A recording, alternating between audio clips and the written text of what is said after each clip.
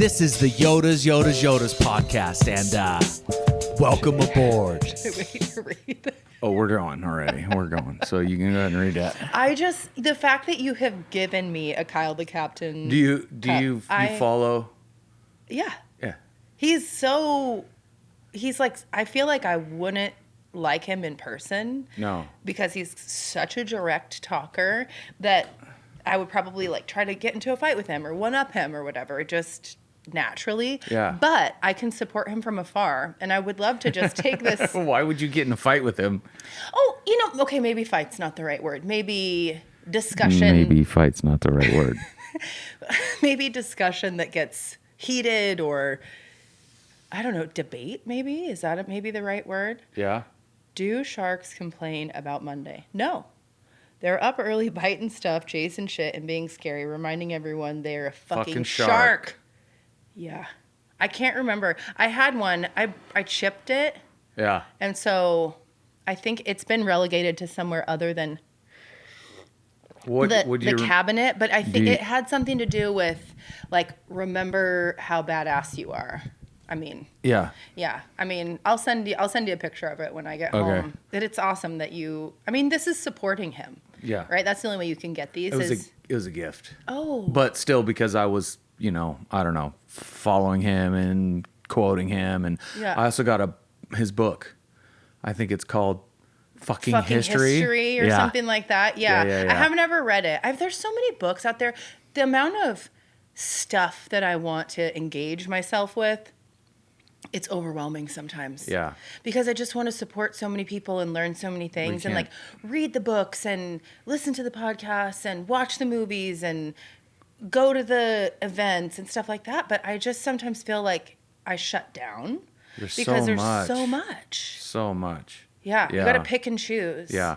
Lately I've been choosing nature with nobody. That's the best. That's the dogs. The dogs. With the dogs. Yeah, nature with the dogs. Right. And just my own thoughts, right? Yeah. My own process of like kind of getting to know myself. So, which I want to ask you then about your sobriety. Yeah. So All right, we're getting right into it. Let's I love go. it. Thanks for offering me coffee, by the way. You're welcome, because this is, I have some vices still, but I've been, cheers. So, you can cheers with coffee. You can cheers with water, by the way. They say it's bad luck, but that's not. You can cheers with everything, anything and everything. Mm-hmm. So it'll be 10 years for me in January. Dang, what day in January? January 23rd. I thought you were going to say 9th, because that's my birthday. Yeah. Now, all that riveting conversation so far. If you want, yes. You want me to be shorter, don't you? We know 5'11s around here. No. 5'10. I'm sorry. Okay. Right, here, everybody listening, when I walked in, he was like, I thought you were shorter. Yeah. I'm not short. My dad is 6'4", and my mom was like average or just slightly above. Here's another thing that you can do if you feel like.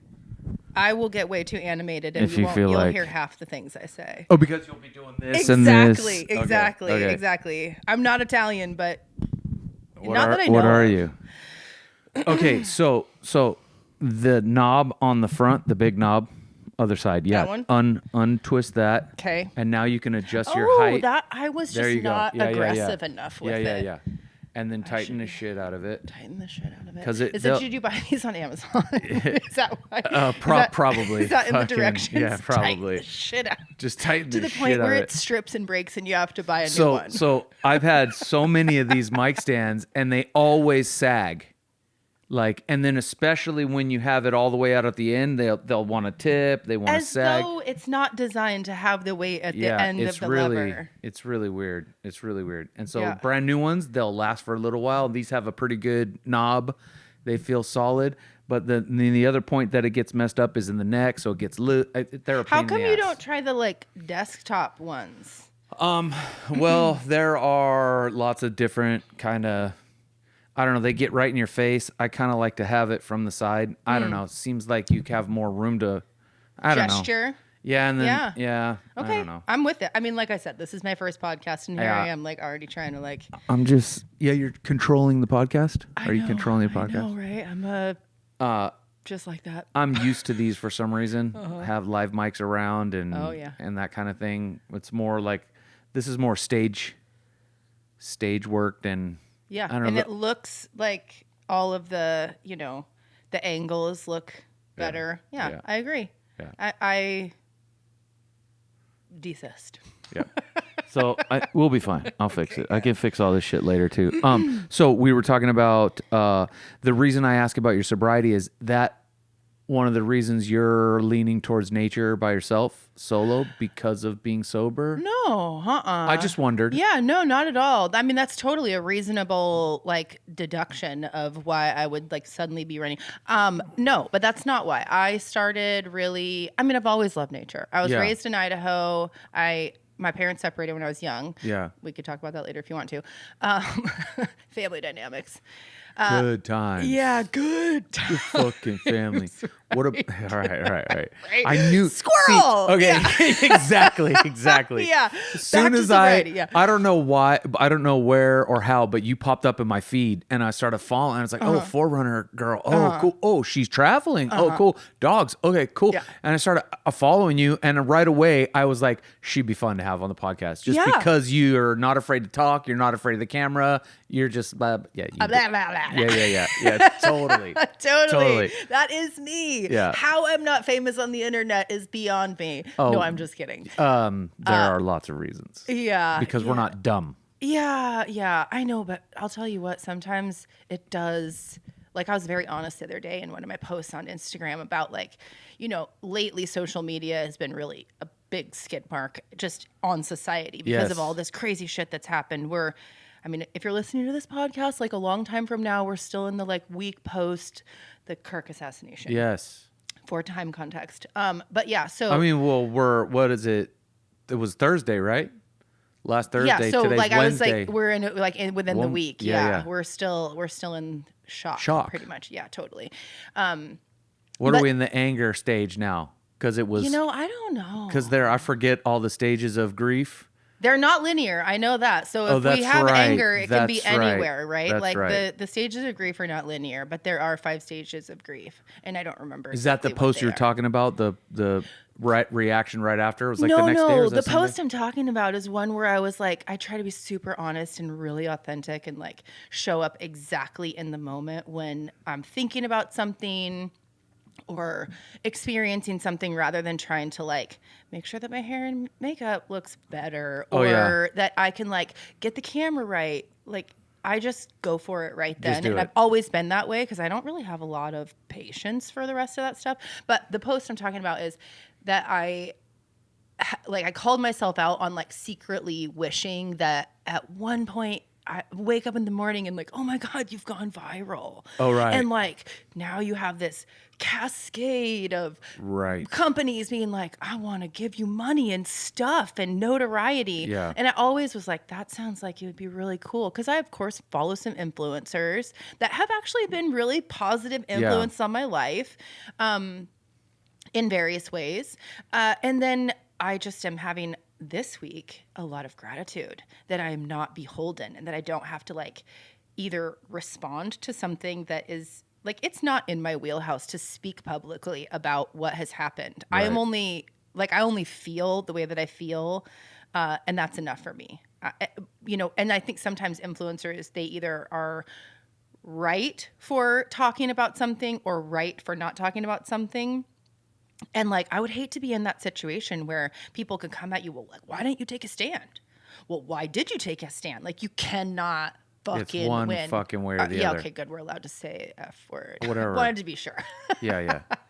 But yeah, so I'm glad that something like that has never happened for me, I guess I would say.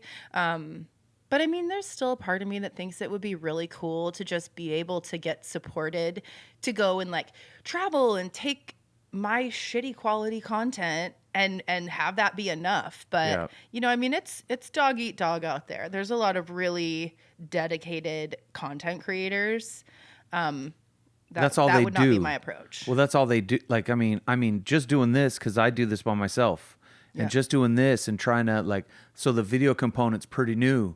Yeah, because that's cool. It's very Rogan-esque. Everybody does the video. That's you know what I mean.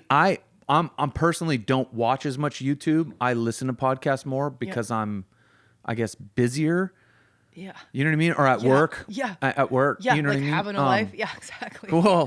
Well, more recently in the last year since I started my own business, I've had more time, so I do watch more on YouTube. Like, are you dedicated watching it? Are you able to focus, or are you just kind of like have it on in the periphery and catch some things, and then are you getting like Swiss cheese version? I think it depends on the subject, the podcast. It depends on the YouTube show. Yeah. Maybe I could certainly sit down for an hour and stay pretty focused. Yeah. I mean, our phones pick up, we're always getting distracted, but I know. But there's a YouTube channel that I watched more recently called The Why Files. WHY? Yes. Okay. And he has it's a show. I mean, it's a show. And he obviously has a team, but the thought of it is like if you're a one-man person trying to do that kind of content, oh my God. you're going to be here for 24 hours a day. You're going to take a nap and you're going to go, but there's going to be no time for kids, no time, they got teams of people doing this stuff. Yeah. You have to have people on your team or, backers. And then it's like, it's a whole business. And in my opinion, I feel like that kind of takes the spontaneity out of it. Which, I mean, I don't know, not every YouTube channel is supposed to be spontaneous, but that's kind of something that I think I'm drawn to. Yeah. People being spontaneous, kind of like I said, how I share on my social media, very spontaneous. I like authenticity, and I feel like I have a pretty good radar for who's throwing shit around and who's not. Yeah. You know what I mean? Like I could tell, like that's you're towing a party line. You're towing. Yeah. And I don't mean like a narrative, a political narrative, but you're towing some kind of a narrative. Right. Like there's a pause in your script for whatever reaction that you're going for. Yeah, I can tell. Like this guy AJ on the Y Files, right? Uh-huh. You can tell he writes it, they write it, and it's teleprompter and it's a show and it's a script, but you can tell that he's into it.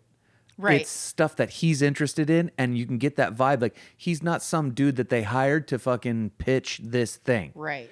You know what I mean? Right. Like, right. So it's still his brainchild. Yes. Yeah. And I think that's so important. Yeah. You know, but I mean, I don't know, like people get tired and they want to keep it going because it's successful, but they want to step away. So somebody else comes in and I mean, I don't know, then Alex Trebek is no longer hosting Jeopardy, but Jeopardy's still on. Right.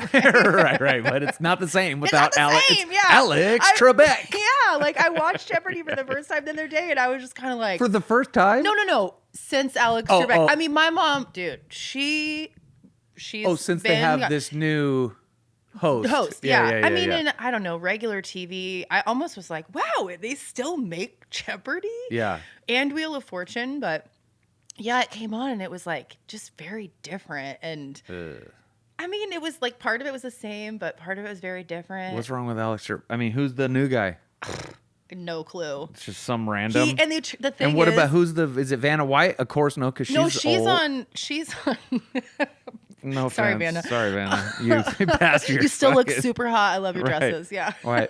The only. Never mind. You say get Betty White up there, but damn. She's gone. Right. Oh, rest in peace. No, but they tried to like say.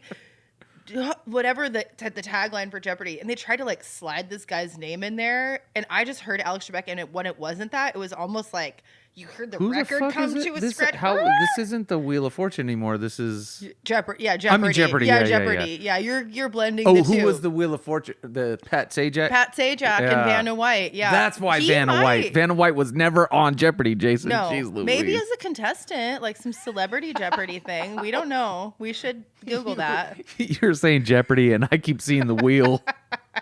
Right. And the blonde flipping the. That's not Jeopardy. No, dude. I think she just like waves her hand in front of it and it flips over. I don't know if she. Maybe in the very beginning. I almost lost my coffee. That's all right.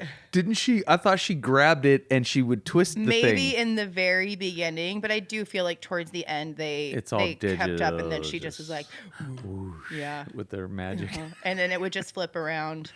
Quote unquote. So bring it back though, because I understand too about. I mean, I do a podcast, right? Yeah. And I really do it because the main thing is I want to do it for fun. Yeah. Right. And I want to talk to Toyota drivers, and there wasn't like a Toyota podcast out there, but which is actually shocking. Well, who the fuck wouldn't want to get paid to sit around and do a podcast? I know. Am You know I what I'm going to saying? get paid? So you know exactly.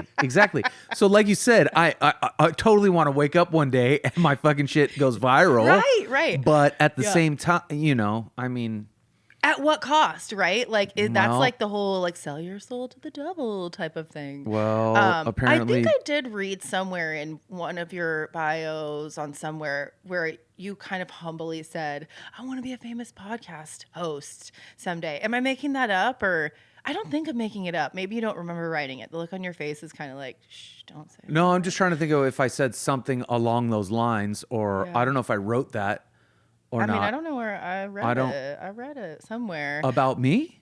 Yeah, that like you had written that, like maybe on Spotify where where I listen to your podcast in the like little bio. And who knows? Huh. I mean, I have definitely forgotten stuff where you go back Yeah, and you're yeah, like, oh god, cringe about what I wrote about myself. Like Yeah. Facebook has No, I'm just trying to think if because like I said, it would be amazing. And a lot of people have successful podcasts and they can make some money on the side. Like this doesn't necessarily have to be the main gig, but hey, it would be great to monetize. Shoot like the shit. It's yeah, great. Yeah. Yeah. I mean, I'm here for it. If you get famous, I'll be like your Yeah. co-host or whatever, or fill in when Sweet. you're Let's not go, here. dude. Yeah, right. So what podcast do you listen to? Are you like a fan of any regular? Not really. I was actually thinking about that because I had a feeling that you were going to ask something about that. And I'm going to tell you right now, I have I don't listen to very many podcasts. Yeah. And so I was like, oh God, if I'm going to go on this podcast, I better go listen to one to see kind of how it goes. And so I did listen to the one, I don't remember what number it was, but it had Limitless. Oh, yeah, Mark. Who I don't know him, but he lives in my neighborhood and I see him Oh, all the time. Yeah, We're like pretty much neighbors. Are you Phoenix or Scottsdale? Cave Creek. Oh, you're Cave Creek. So Yeah. he's Phoenix, but he's more New River. Yeah, no, he lives like Yeah. right up the street from me. Oh, really? Yeah, I don't stalk you if you ever hear that. No, But, it's like, fine. I just see him because I remember one day I You couldn't see the figure fucking out. Lexus on Well, the I saw trailer or Lexus- the No, it was driving up and down Carefree Highway, and I remember looking at it going, that thing's a what is Yeah, wrong yeah. with that truck? And like Yeah, I yeah, didn't yeah. really know what portals were at that point.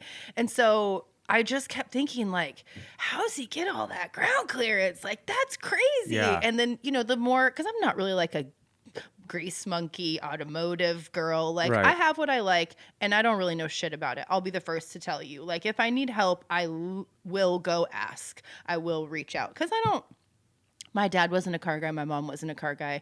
I'm an adventure person. Your mom wasn't a car guy. Car gal. Okay. She was a horse gal. Okay. Yeah. okay. My mom wasn't a car guy either. It's fucking great to know. It's good to know. right. Yeah. Semantics. But yeah, and then I finally learned one of the times when we were over at one of the rigs and roasts over at Westcott, and I wandered over there and I felt really kind of embarrassed, of course, because everybody kind of knows, right? Like there's that little undertone of like, I didn't know what they were. Don't feel bad. thank you. I didn't know what they were. Thank you. Do you not like that? Made me feel so good just now, knowing that like I'm not the only and I'm a that doesn't and I'm know a- anything. I mean, I'm not a total moron, but I'm a truck guy. Like I fix my own shit. And, Yeah. you know what I mean? I know a thing or two. Okay. I know a thing or two about a thing or two. Yeah. And so Mark was actually the first one that I had where I went to him and we sat down on the mics. I had done it before, like with my buddies in the desert, but that's a little different than doing a one-on-one with somebody. Well, it wasn't a one-on-one. The podcast that I'm referring to, you had with Sir Will. Yeah, him. Oh, too. so the three idiots. Oh yeah, that was a good time. Yeah, it was funny. Okay, so that was technically Sir Will's podcast. Oh, he just renegaded What it? we were at Mark's house. Oh. So I went to Mark's house and we sat in Mark's backyard. Why didn't you come to my house? We could have come to your house. I'm just kidding. I'm not Instagram famous. I And go so to Mark you. and so Mark sat down with us because we were there, and Right. then these two idiots were drinking. I don't. I listened to that and And I thought to then- myself, how's that gonna go? And then if you were following at the time, you would have seen all the posts of Sir Will and Mark. Yeah. We took Mark's orange 4x4 thing, Right. Cubert. The They crawler let me. thing, He let me drive it with Oh, these two idiots, sick. and Mark yelling. And there's no seat in the back, by the way. So Mark's squeezing the back. Sir Will was right Sitting here, and bitch we in his went own driving whip. out into the hills in the middle of the night I love with it. two headlights that don't see inadequate lighting, and Mark's just going left, straight, just straight. That sounds fun. Okay, there's the hill. Go that's up. What I'm here for. Like, I don't need to know how it works, but adventure like that. Yeah. Unforgettable. But Like, I didn't know what portals were. I had no good. idea. Yeah. And then he starts telling me about. So I had seen the videos of like the people down south where they have these side by sides that are on these huge tires and they go driving through the mud. It looks like those farm are on equipment. portals. That's what I think when I think about it. It Portals looks like farm equipment. They are farm equipment. So portals. I'm a farm girl. Yeah. You hear that? And I had no idea. See, you know what to do. Yeah. I had no idea. So portals are on Humvees. Okay. And then portals are also on those big, huge that have to go on personal carriers like from World War II. Personnel carriers. Yeah, those big, you've seen those World War II big green trucks with the canvas over the back. Yeah. And they would haul 30 guys and they would drive, and they're huge. Right. So they just need to make huge. We're getting where we're going. Those are on portals too. Okay. So they've been around for a long time. Right. Yeah. Just not around me. Yeah. Just not on a fucking Lexus. Yeah, right. Yeah. Right. Not Just on a not luxury SUV. on a, honey, is that a Lexus? Why, yes, dear. Yes, it is. Right. Why does it look like that? Yeah. Oh, My God. friend has a Lexus. It's not like marks on portals, but it's all off-road built like we do. I mean, they look pretty cool. Yeah. And I think, you know. we were in Sedona driving up Schneebly Hill, and some couple probably in a Rin and side-by-side was like, honey, is that a Lexus? Yes, dear, it is. Loud enough for you guys to hear it. Do that to a Lexus? Oh Yeah. my God, that's so funny. What did you just remind me of? It's some SNL character. Is that a Lexus? God, I love it. Oh, that's so funny. Yeah. So that was the first podcast and only of the Yotas Yotas Yotas podcast that I've been able to listen to, because it's just like a recent thing, right? Like, you asked me, I get home, I'm like, oh God, I better listen to this podcast. But it was super funny. I will say though. Well, I'm glad. Let me compliment you again. I'm glad you haven't been on a podcast, because then you have there's no expectation, right? There's no no preconceived notion of what it is that you need to do or don't do, or just you're able to come here and be you. That's cool. Yeah. It's not performative. It's just regular. Yeah. Yeah. Did I hear the shit squeak back there? Yeah. No, you need to shit. It didn't sound like a shit squeak. It sounded more like you're. I'm left out right now. Okay. Yeah, Just making sure. It wasn't high enough to be like the cry. The pucker of the butt. It wasn't high enough pitch. Oh my God, butt pucker. It'll get you every time. Oh yeah, she's pushing on. Go lay down. No, I think you should just let her join the podcast. Do you have dog earphones? all right. Just let her have some Just doggy give her earphones. some fucking headphones. Yeah, exactly. Oh man. So Just let her out. yeah, let the dog out. I would have brought my dogs had I known that this was a dog-friendly zone. We could have had fucking mayhem up in here. Hi, Zoe. Hi, Zoe. You're a pretty girl. I love it when dogs wag their tail and it just like inadvertently wags their whole entire body. I know, the wiggle. Yeah. I'm back. Yeah. The wiggle. I mean, you can't get happier than your tail wagging so hard right. that it just like gyrates your whole entire body. I know. So Should sober, we how be long? so lucky? How long you been sober? What's the date? 9 months? Longer. Are you at a year yet? I'm over a year. I'm nearing 2 years. Yeah. Really? Yeah. Mama's got some time. Oh, yeah. sweet. December 18th is my 2 year. So it was Oh, December you're- 18th, 2023. Yeah. And like, you know, year one was great, but year two has been, I mean, I don't think, like, why did I ever drink?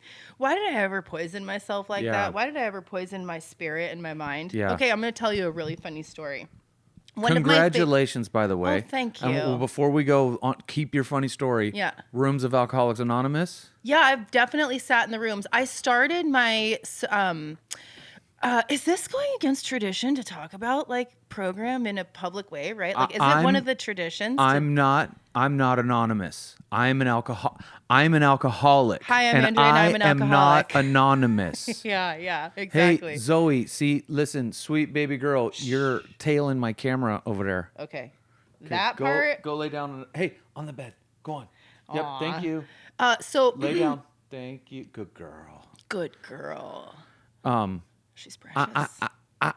I don't know, because a lot of famous people have come out and talk about program now. Oh, it's like a huge thing. And I mean, there's like so many accounts on social media that like say, oh, I just saw one this morning that was like Lindsay Lohan and her journey to recovery and how she's like relaunching herself and looks great in that commercial that's on whatever TV show I'm watching right now. Yeah. She's got such a pretty voice. Whatever TV show. I don't want to tell. Lohan? Yeah. You remember Lindsay Lohan, right? Of course I do. She was like child star, hot mess, and then went away for a while, and now she's back. Yeah, Lindsay Lohan, not the other one, not the Amanda Miley Bynes. Cyrus. Miley Cyrus. No, she's always been around through all her struggles. Isn't she? I think Miley Cyrus is program too. I don't know. Anyway, I was thinking of Russell Brand. Oh, Russell Brand. Have you ever listened to his book or read his book, Recovery? I think. Bro, it's fucking. Is it good? It's killer. Okay. It's killer. Yeah, because I mean, he basically like takes 12 steps. Yes. And then like puts it in. Oh yes, really I have.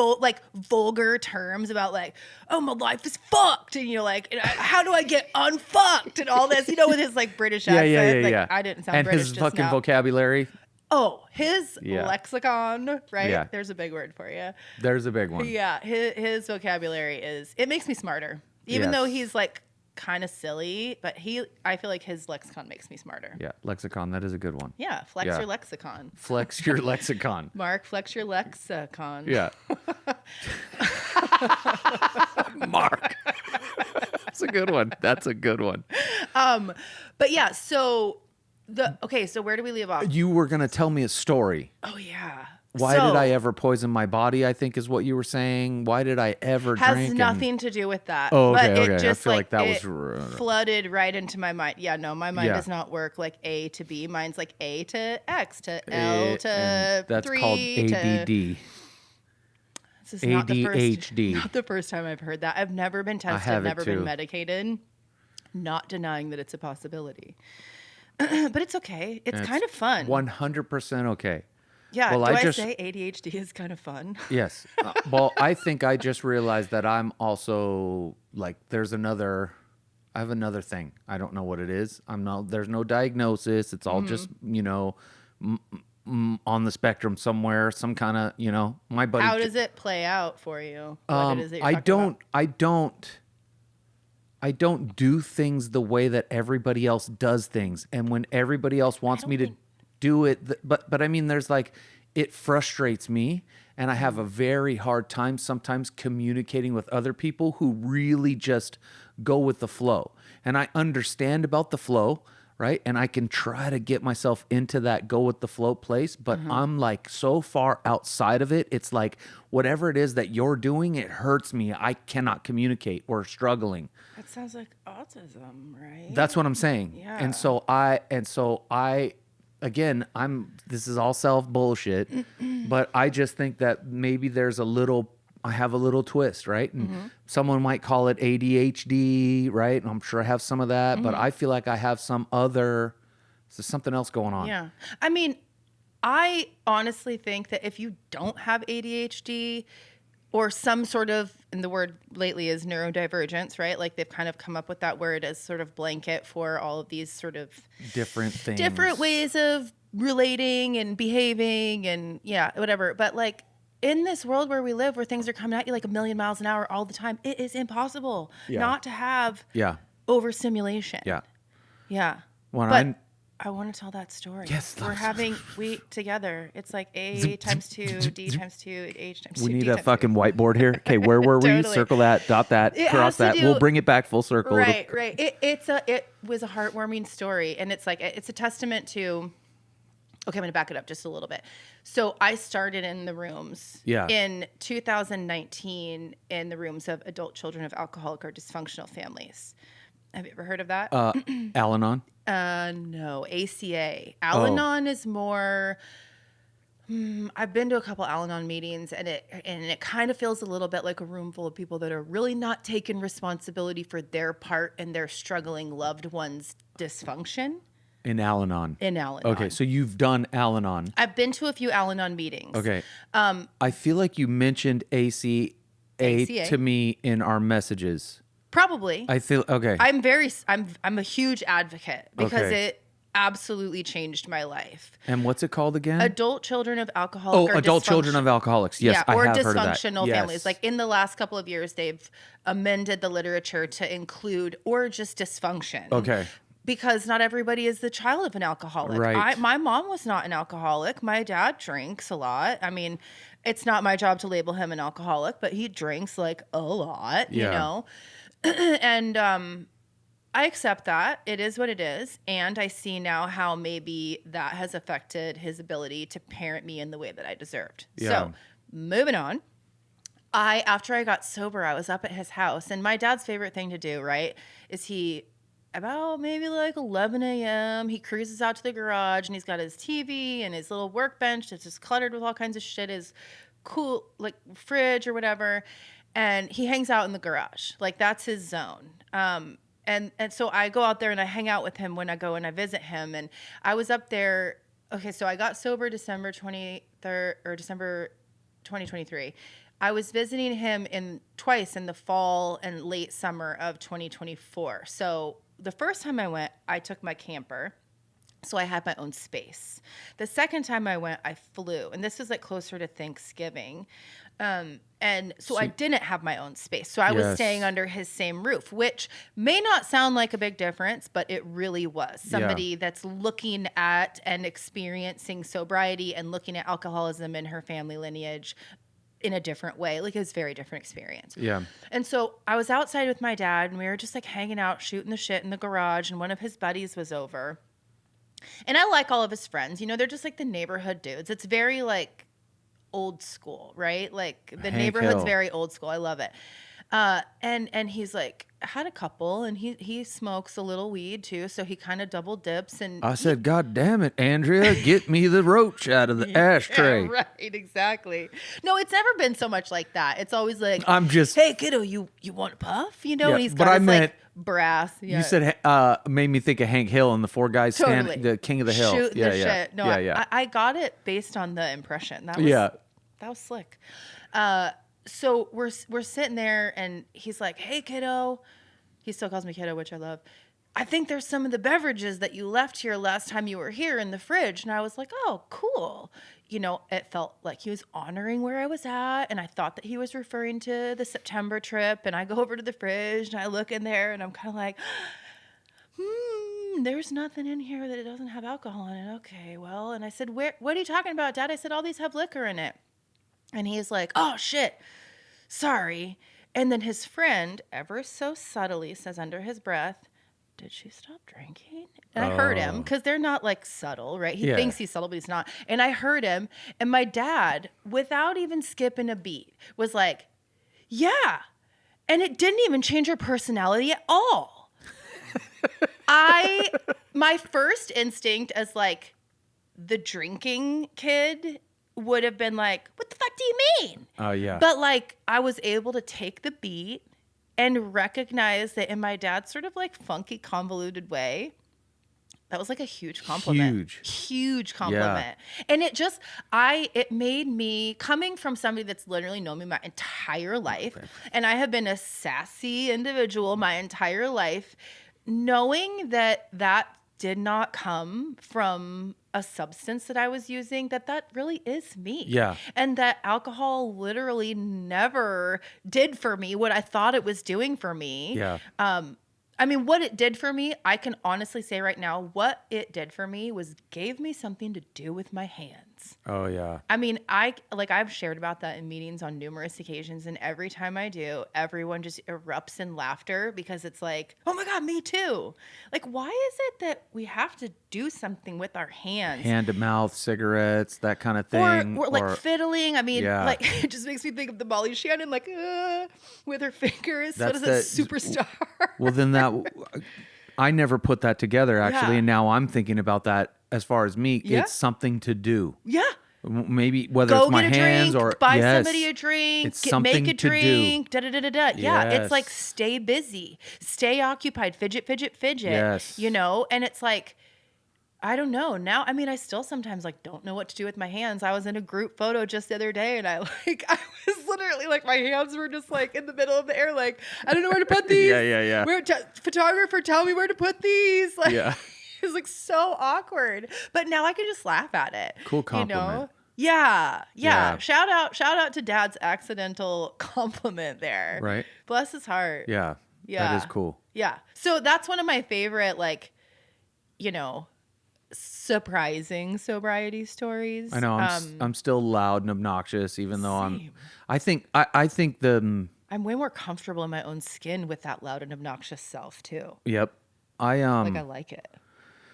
It wasn't until so I think I was an over celebrator at first. You mean like you would I drink? just like to party. I want, again, something to Partying's do, and I fun. like to party, and I was an over celebrator. But it wasn't at some point it stopped being that. Oh, and for it sure. became something else. Yeah. But it wasn't until like 9 months in that I realized that it was I went over something the else. line 9 months ago or whatever. Well, no, 9 months sober. 9 months sober. Yeah. Got you. I was talking to a girl Uh-huh. in high school who we had a crush on each other, and we came into each other's lives again. I bumped into her again. Yeah. And I again was sober 9 months. Yeah. And she asked me a question. Do you feel so good? No. This is a different. So I answered the question honestly, right? And then that spoiled the relationship, right? But I answered honestly, and she was like, "I'm so glad that you." She asked me, "Have I ever cheated?" Oh. And I said, "Yes." Yeah. Yeah, I have. Yeah. And so I don't want to be the guy who has to answer yes to that question. Right. That's not who Yeah, it's shameful. And I was full on drinking at the time. It's not necessarily an excuse, but I was deep in my problem, Totally. and so, but for her, that was a no, nope, we could be friends. Like, this can't go any further than, Oh, so she has black and white thinking. yeah. She wasn't able to give grace, right? And that's fine though. I mean, that's a boundary for her. That's her, whatever. That's fine. But what I realized was, like, in that sort of moment, I sort of had this shame, flooded with shame. Mm-hmm. I found myself standing in front of, I found myself at Circle K or I forget where, staring at the Zoe, you're gonna get in trouble. I found myself staring at the 3-pack of tall can Budweisers that are wrapped in plastic. Okay. And I was staring at it. And it I must have been staring at it for a while because someone stood next to me, said something to me. And I don't remember what was said. Something about, like, either you're going to do it or not, or step away. Because I want to, you know what I mean? You're going to do it? Just do it. That was an angel, no? Did you do No. it? That was an angel. Oh.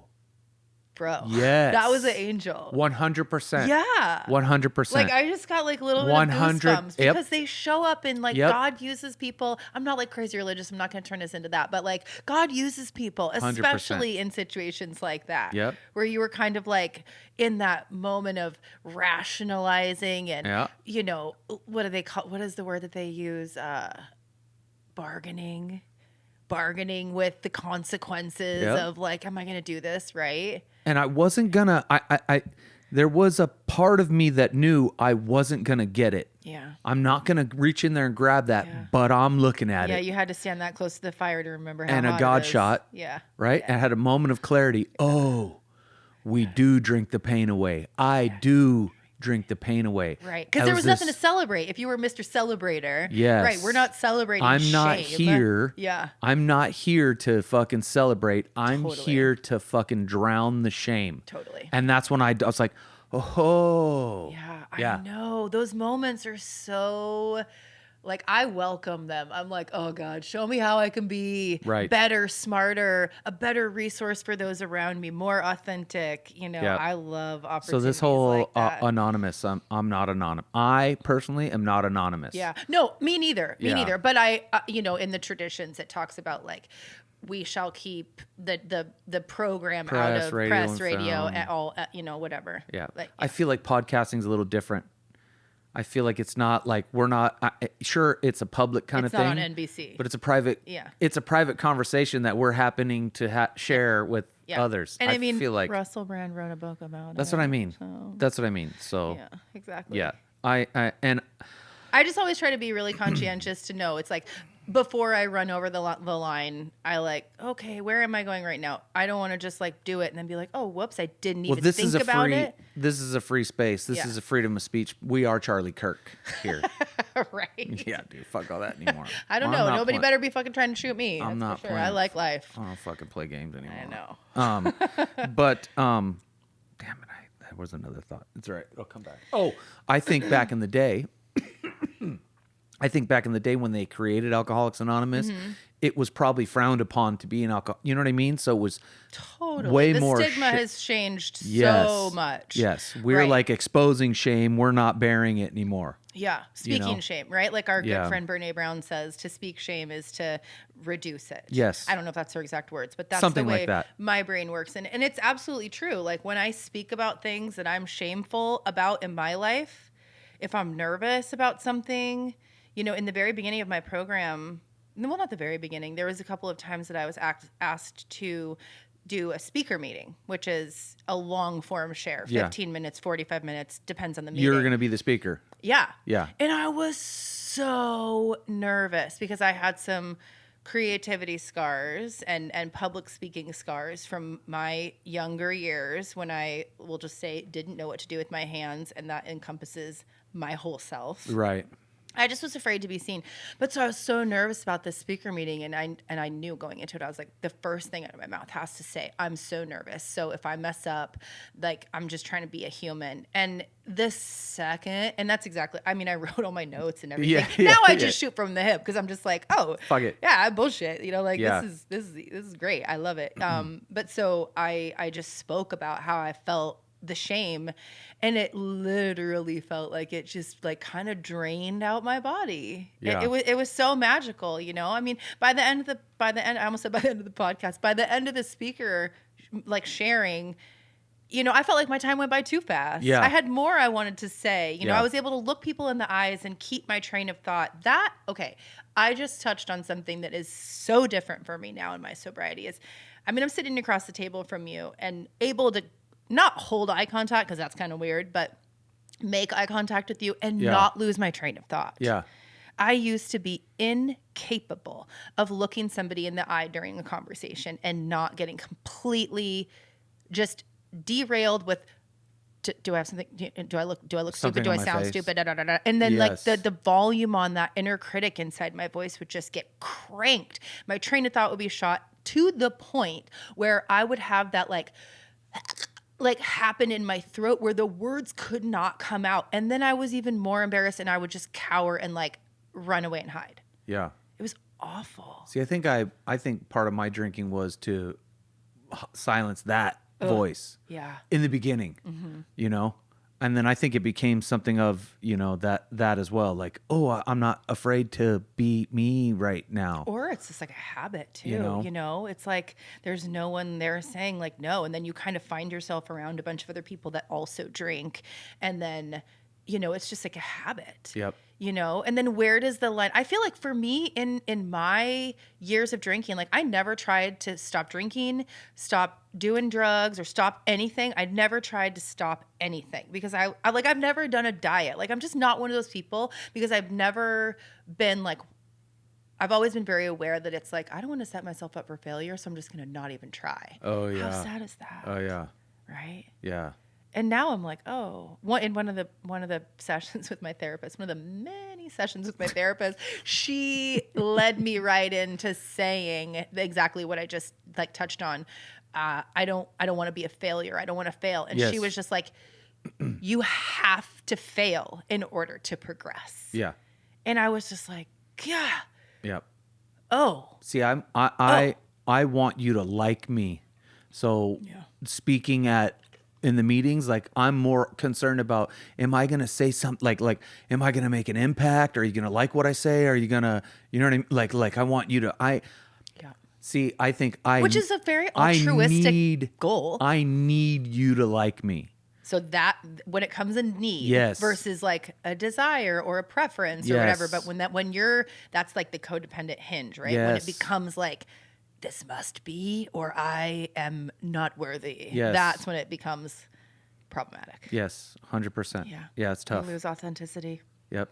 God forbid that. But now I start to realize I don't fucking need any of that. Yeah. I don't need any of that. And actually it's you know, another thing too is my daughter never gets to see the guy that's gone too far. Right. Right? Cuz there's the celebration. Yeah. And then it becomes you've gone beyond celebrating and now it's something dark. Right. Because the pendulum inevitably swings. Yeah. Either you pass out or, Yeah. you know, like or maybe nothing bad happens. You wake up the next morning. Whoops.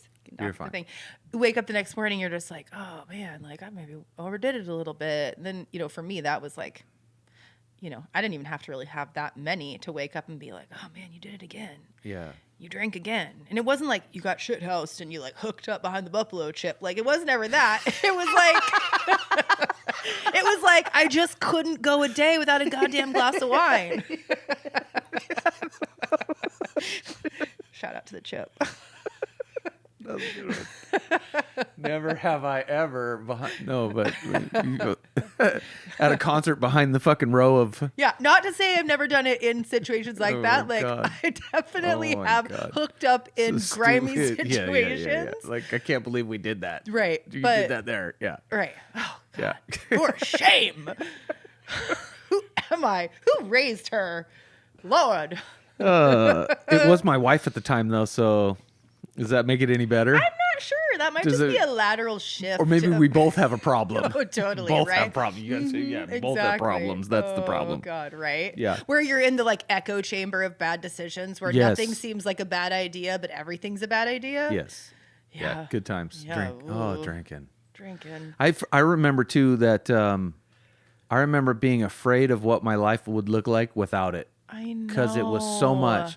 And then I know. Like you just like couldn't imagine yourself having fun and thriving That's all we without did. it. I know. Yeah. It was interesting that you said cheers though, because again, right around that 9-month time, some friends of mine came out I was in Palm Springs at the time.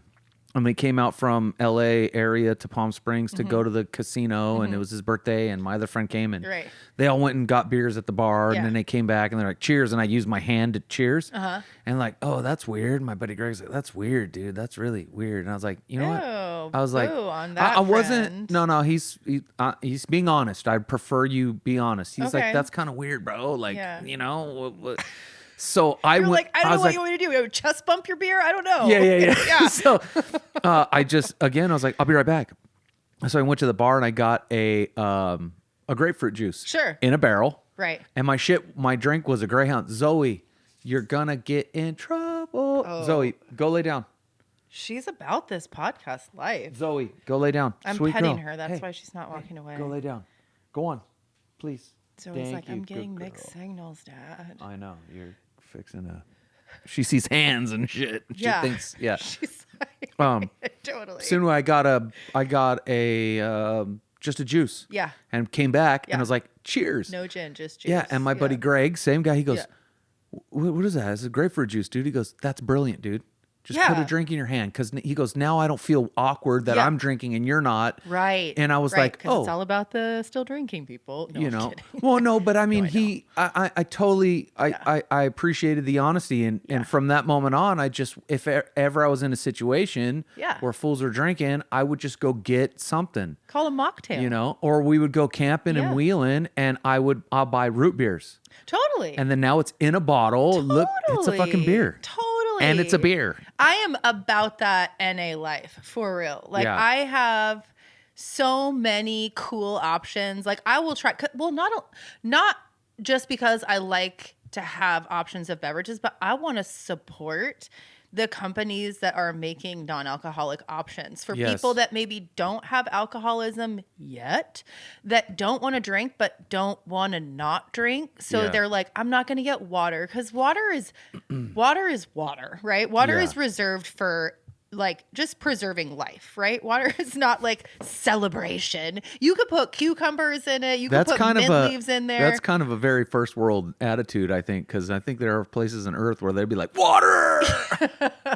Touche, Shame. Touche. Fucking shame. Right? The fuck do I think I am? Water. Right. They're like, bitch, you got tap, man. Right. You're worried about fluoride in your tap? Shit's in a glass bottle. Oh, okay? you got fluoride in your tap? I wish I had fucking fluoride in my tap. Right. We got malaria, bitch. Oh my God. I know, right? They've got like party corners because they want water so bad. That's one of my favorite It makes me throwback think terms. of Dave Chappelle and the crack. Oh, those were so bad. Huge party corners. They were like party corner parentheses. They were so big. Powder on his lips. Oh, it was like painful. I had to look away. Yeah, it was weird. And he looked like bluish gray with all that white that they put on his skin. They really did a good job at portraying a hot mess. Yeah. Yeah. Party corners. That's a good one. Yeah. Yeah. But yeah. But so the whole non-alcoholic thing, like wineries are doing non-alcoholic wines. Really? Oh yeah. Like it's becoming more. I mean, there are restaurants that sounds... have non-alcoholic wine on their menu, not just NA beers. So in other words, fucking grape juice. Essentially, but some I of them guess do taste like grape juice, but some of them actually are like they were once regular wine, and then they do this like spinning with gentle heat process to where pull they call the alcohol out of it. Well, yeah, they evaporate the alcohol out of it. Oh. So some of them actually taste like wine, and I know some people are like, oh, it's a slippery slope. Personally, for me, it is not a slippery slope. It is like thank God, because I have zero desire to ever ingest alcohol. I look at it and I'm just like, that's poison. Like, I don't want that, you know? I mean, at least that poison, maybe other things. I'm still like, oh yeah, I'll have some of that poison. But you know, I just really am grateful that there are options. Because the one thing, like I was a red wine drinker. Like my alcoholism didn't start, at least for me, it didn't start until I went through a really tough time in my early 30s. I was in a relationship with this guy who was really not a great person, you know, and I ended up getting pregnant and I miscarried. And I was going to keep the baby, right? I was going to keep the baby because I was very much like pro-life and, you know, all my friends were having kids and I was like, yeah, like I'm going to be a part of that. Like I get it for all the wrong reasons, you know, I had no women around me to support me. I had no family around me. I was living with multiple roommates in New York City. I did not have like a very good steady job. He was a dick for all intents and purposes, but I was like, a baby will save it. Like that sort of distorted thinking, like, oh my God, so distorted. When the miscarriage occurred, some women are gutted. I was relieved. And I knew right then, okay, that was not the right move for me. And the way all of the situations surrounding it, you know, the guy was a drinker, you know, we would drink and do, you know, various other things. And it was just, again, like an echo chamber of bad decisions where everything seems like a good idea, even though it's a terrible idea. And so that relationship shockingly ended. Shocking. Shocker. Right. Breaking. I know, right? This just in. Everything's breaking, dude. This is what I'm going to title the fucking thing. Shocker. Right. But so the relationship ended and I was, you know, love addiction, codependency, loneliness, had already been drinking for many years in my life. And then like the gas on the fire was they opened a wine store right around the corner from my apartment. In between my subway stop, I was living in Brooklyn at this point, Brooklyn, New York. In between the subway stop and my front door was this wine store. And so my cute rationalization was like, I'm going to be so sophisticated. Fuck him. I'm going to get myself a bottle of wine. And I did. And I would go every day or every 2 days, depending on how much I drank of the bottle or how many drinks I would have after work before I got on the train to come home, whatever, you know, and drink the wine. And then it became kind of like, that's when I feel like I really slipped into the problematic drinking. Yeah. You know, and then not long after that, it was when my mom got sick and my whole life got upended. And that's how I ended up in Arizona. And then watching her, you know, struggle with, you know, lung cancer and die eventually of lung cancer. You know, that 15 months of my life was horrendous. Just it was so hard. yeah, gasoline on the fire. Oh, for sure. Yeah. I mean, at this point, it was just like, whatever that like deep water pricing, that oil derrick where they're just like, is that ever going to go out? Like, I don't think that's ever going to, like, pour concrete on it. We'll try that. Right. But yeah, so that was really hard time. And then, my mom was gone and I had the house in Cave Creek. That's how I ended up in Cave Creek. It was her house. And there's just responsibilities that I wasn't used to. Owning a home, having horses, home responsibilities, and being way out of my element. I moved from Brooklyn, New York to Cave Creek, Arizona. Like, totally. They're not the Two same. different worlds. Way different worlds. Yeah. Changing my career, all these different things. And so that's when, they say that alcohol, when you drink it, it's like they call it spirits because it's like it keeps you company. Yeah. Right. And so it kind of was like what kept me company.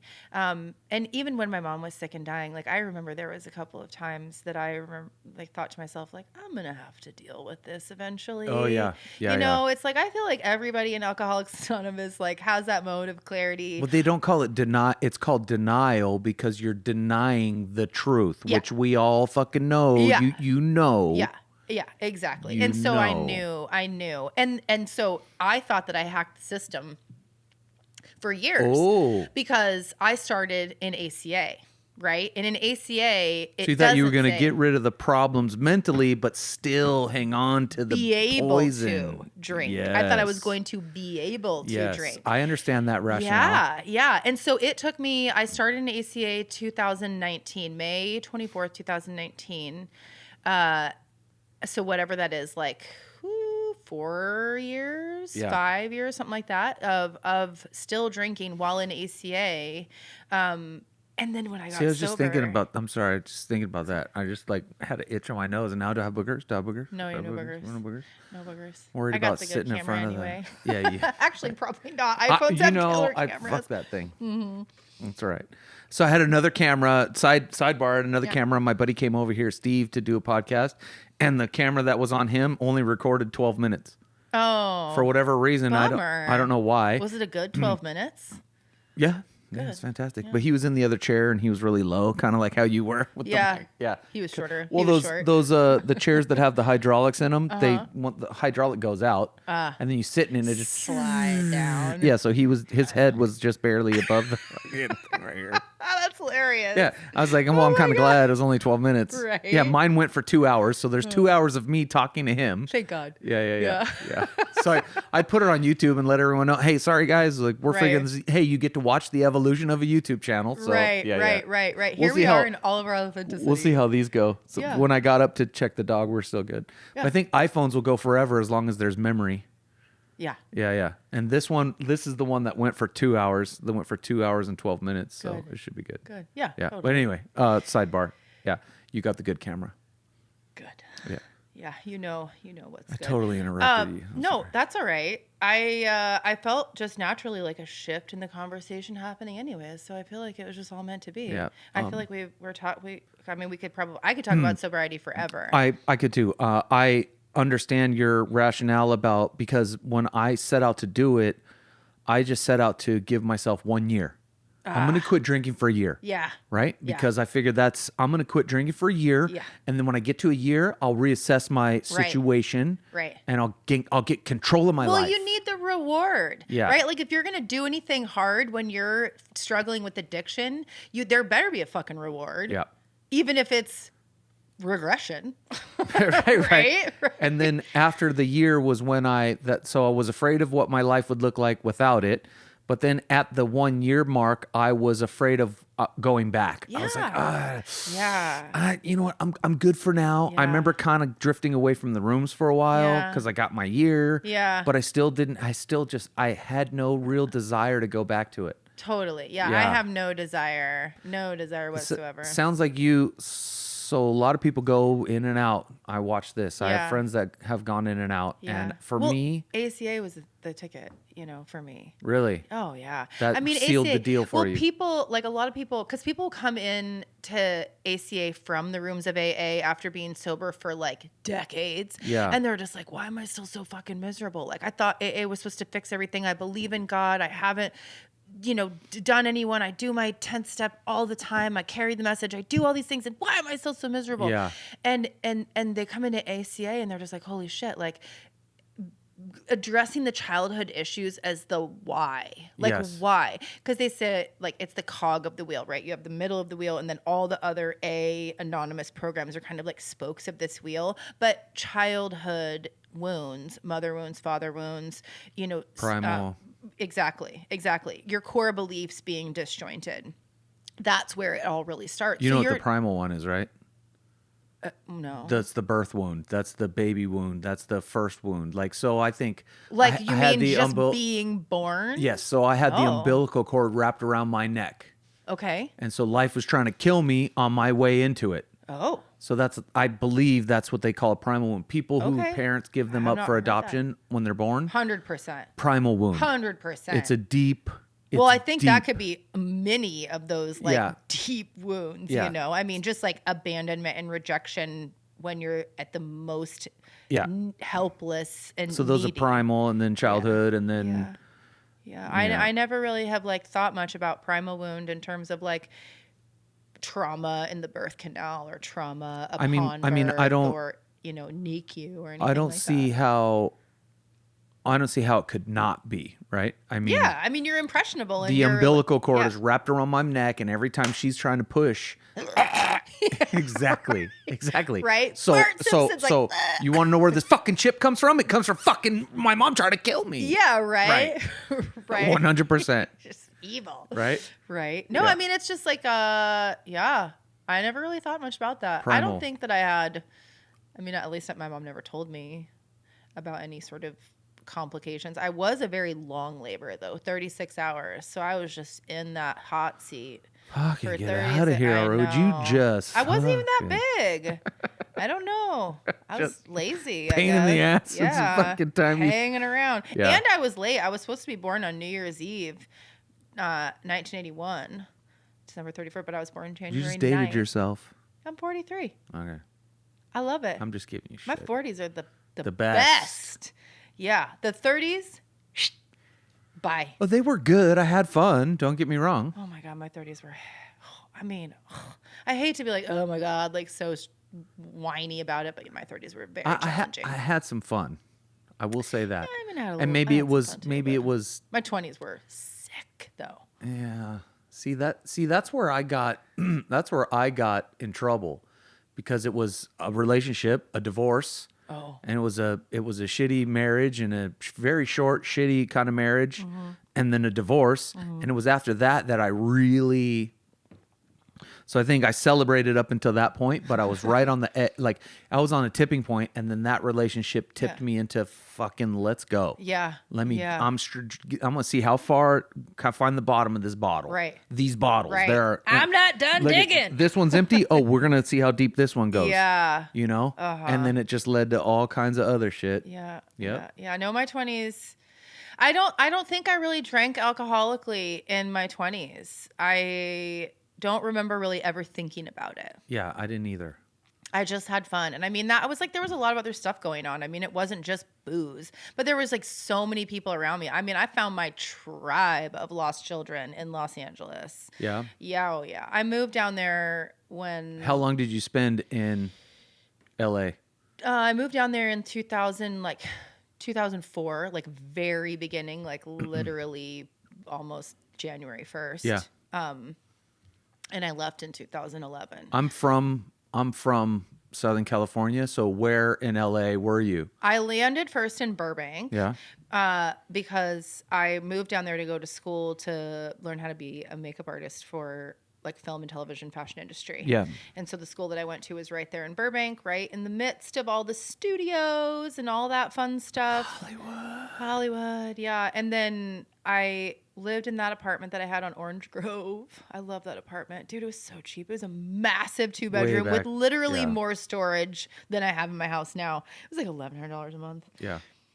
Like I can't imagine what it would be now, but I love that apartment. Fucking $5,000. I know. Right. It's so stupid. What is happening out there? When I moved to Arizona, so it was 7 years now. I think this will be my 7th summer. And when I moved here, I had a 1-bedroom apartment. It was $1,050. Yeah. For you know what I mean? $1,050. I mean, that still seems kind of expensive for that long ago, but. And then when I bought this place, the rent was about to go up to like $1,400. At your studio or 1-bedroom? In a 1-bedroom, in a fucking this $1,400 is for the luxury places across with the updated kitchen, no fucking rats, and you know what I'm saying. Yeah. They got marble, they got a fucking nice counters. Actually, you know, a at least it's luxury pretend condominium. marble, not fucking linoleum. You know, whatever this is, whatever. The marble's not peeling off. Yeah. Yeah. Yeah, and so I thankfully I bought this place, and it was only it's like $150 more. But for a mortgage. Yeah. Right. Not much bigger, but still it's mine. Yeah. Yeah. Right. Yeah. I mean, there definitely is something to be said about like the pride and ownership. Yeah. I mean, I have never bought a house, but I own the house. Yeah. And yeah, I mean, it's definitely different. I think, the responsibility of, oh, the dryer broke, or that's a whole, I'm just like, oh my God, like how do people do this? So did you know that garage door springs break? Yeah, do you want to know how close I was to killing myself when mine did? I was posted on Instagram. Were you trying to install it? Kinda. Kinda. Okay. No, here's an example of how social media sharing saved my life. Okay, so I am trapped inside. My car is maybe my trap. I don't remember. My car was inside or outside. I think it's probably inside. And I'm up there on a ladder, and I noticed like they anchor the garage door spring into like a piece of wood. Yeah, the stud. This wasn't in a stud. Okay, the header then. Like whoever installed it was wrong. So the piece of wood had peeled off. Oh. Yeah. And it was like this, and it had this like the screws sticking through it. Oh, it came out of the wall. It came out of the wall. And like it like wedged, like the piece of wood like wedged a little bit. And I didn't really know what I was looking it's under at. Tension, yeah. Under insane amount of tension. Yes. So I'm sharing about this on my social media, and my phone starts blowing. Don't touch it. Don't do nothing. My cousins Get are like, away. no! Like they were like, you will die. Put that down right away. Walk away. And I was just like, what? And then I like looked at it closer, and I was like, oh yeah. That definitely does look like a spinning wheel of death if I were to like really break down what could happen. Yeah. Yeah. And then of course, you get the garage door guy to come out, and it's just like straight to the gut, like not just the motor, but they're like, oh, you need to have the rails and the wheels and the aligner. And I was just like, it ended up being like $5,000. Oh, see, no. So mine broke, like the spring itself broke in half. Oh my God. So thankfully it didn't come out of the wall, because that's really bad. Really bad. Yeah. Really bad. No, but the spring itself broke, so the garage don't go up and down. Ugh. Right? So you're trapped inside. Yeah. Panic. But I don't use it there's no car in there, thankfully. But that's my front door. Right. Typically, I go in and out of the garage. Same. It's just I overused it. I don't. We both do. And so It's our fault. Yes, totally. It's 100%. Let me get back to the neighbor, because the neighbor and I did the math. Okay. Those things have 10,000 Twists? cycles. Oh. Yeah, 10,000. You can get some that are like 16, I but should they're probably start using my front door then. 10,000, right? And we did the math, and I would say, I was like, let's do a nice even number of, let's say, 4 times a day.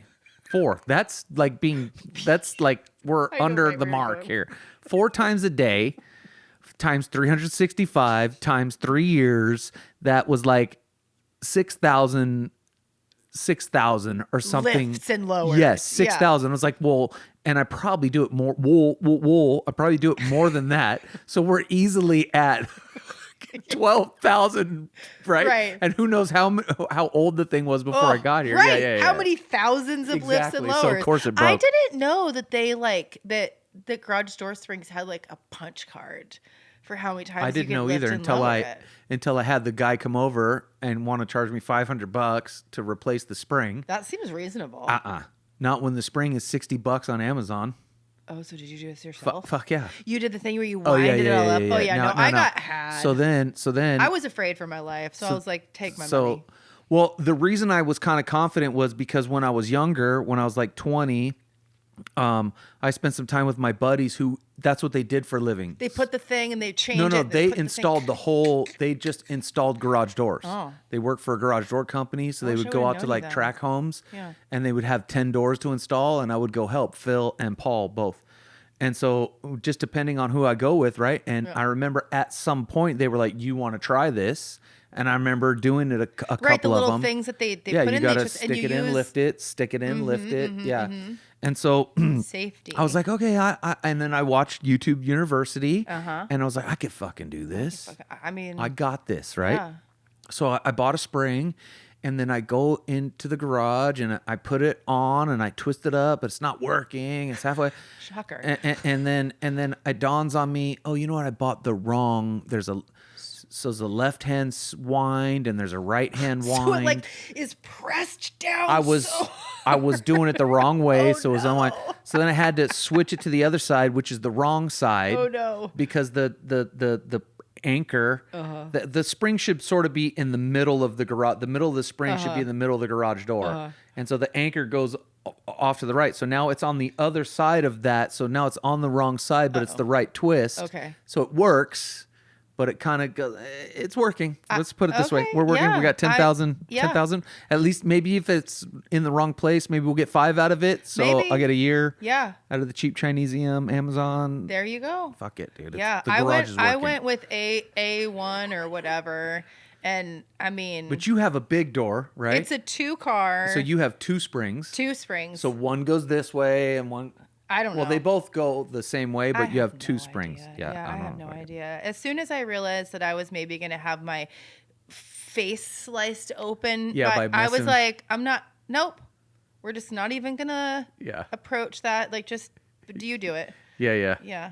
I got scared. I think it's reasonable, you know? I try not to, like, do shit that I don't know anything about, like, that's dangerous. Yeah. Are you sure? Let me actually quantify. Yeah, think about that just for a second. Yeah. Okay, so before I forget, you drive a Toyota 4Runner. Since we're on the Yotas Yotas Yotas podcast. A Toyota 4Runner. Yeah. What year is your 4Runner? It's a 21 black. I mean, obviously 5th gen. It's a TRD venture package. Sweet. Yeah. 4x4. Yeah. Yeah. 4x4 bitches. What have you done to it? You got a lift on it, some 33s. Yep. Exactly. What do you know about? You said you're not a gearhead, but it seems like you know a little bit about. I have some gearheads in my family. My cousins are like, or my cousin, So my cousin and then his son, my second cousin, are like, know a lot. Like they fabricate cars and they have buddies that build cars and then take them to King of Hammers and win. So I have good advisors. Yes. And I think, I mean, if I wanted to know more, like I could. It's just like it just isn't one of those things that my brain like sticks onto because I'm just like, if it works and it's comfortable, like I'm good with that, you know? But I mean, you know enough to know about it's got a lift, you got 33-inch tires. Oh, yeah. No, I have initiated. I don't have that yet. Okay. But you know what these things are. Yeah. Maybe I know more than I think I do. Yeah, maybe. Maybe I should stop leading with this demure ignorance. It seems like you do. Yeah. It seems like you do. So I started, the first thing I did to it. Did you buy it brand new? Okay, that's the best part of it. Ooh. So my very first Toyota. Okay. All right, so let's talk. Okay, so let's talk. Toyota 4Runner is my dream car, and it has been since the 90s when I was rolling around. You're a Toyota fan. Yeah. Okay. Yeah. Okay, so that's my next question, leading into you're a Toyota for life type of person. Well, now I am. Okay. Now I am for sure. So Toyota 4Runner was the car that a boy named Eddie Gibbs drove when I was in high school, and he was a little older than me and went to the other high school. Yeah. And we were like kind of dating a little bit for a second, and he would drive around in his 2nd gen, you know, with the gear shift where you have to push the button. Park behind the Buffalo Chip. No, this is in Idaho. This is in Coeur d'Alene. We were in Dalton Gardens, out by Coeur d'Alene High School. And he would bump Biggie, life or death. What year? What year we're talking? 98, 7. 3rd gen 4Runner. Was it? Yeah, it's the one. Yeah, 3rd gen. What did it say? I was thought it newish? It was newish, right, to him? No. Or was it older? No, it was a little older. I'm pretty sure it was a second gen. Oh, okay. Yeah, it wasn't a first gen. I'm pretty sure it was a second gen. Okay. It was like very bare bones. So the way is the third gen the one that has the like fat lip bumper? Here's the way I always put it together. So the Tacoma came out in 1995. Okay. Before the Tacoma, it was just a Toyota pickup. Yeah. And then the Tacoma came out and they changed the whole body style and it became the Tacoma. Right? And then the 4Runner matched the Tacoma.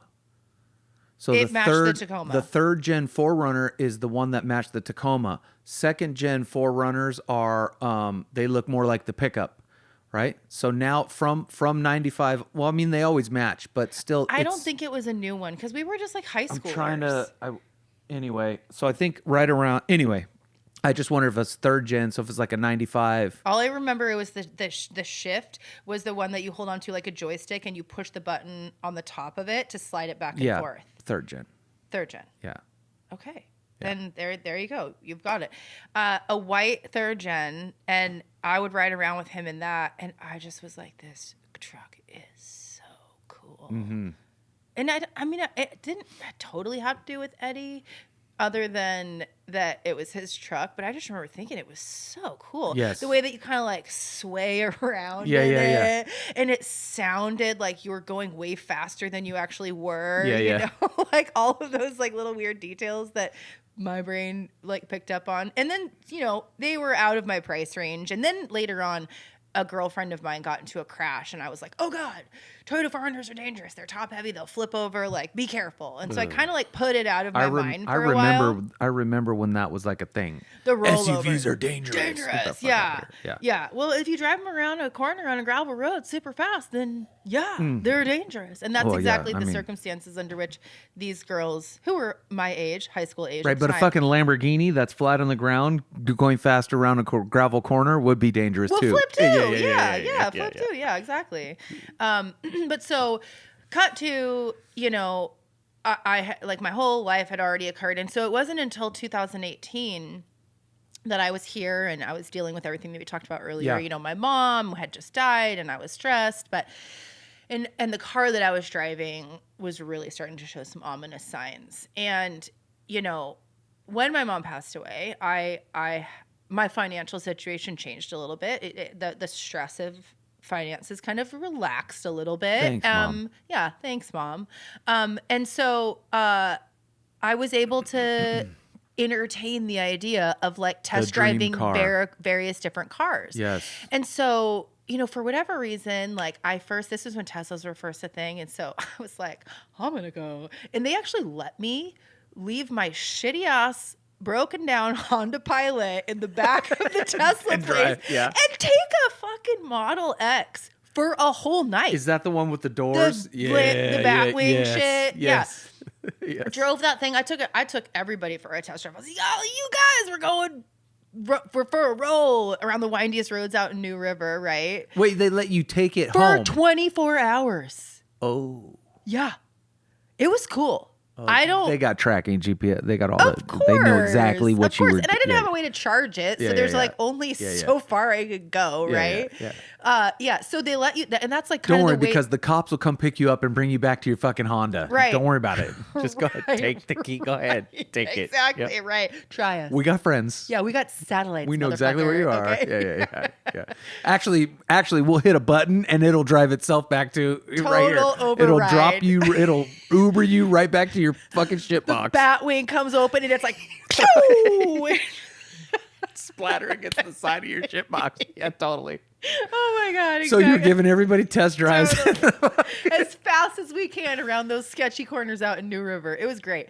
But so I get it, you know, I take it back in and I like start doing the math and I was just all, no. Like Mom didn't, like, I don't got it like that, right? And beyond that, like I really started to think about like the ramifications of having an EV and how I like to live my life. But I'm proud of myself for entertaining the option of an EV. That's about as close as I'll ever get to one, though, I'll tell you. Because I was like... Till you go viral. Right, and then I'll have multiple different kinds of... Then they'll send you a free fucking... You just get a free Tesla. Hey, you want to trade that for a...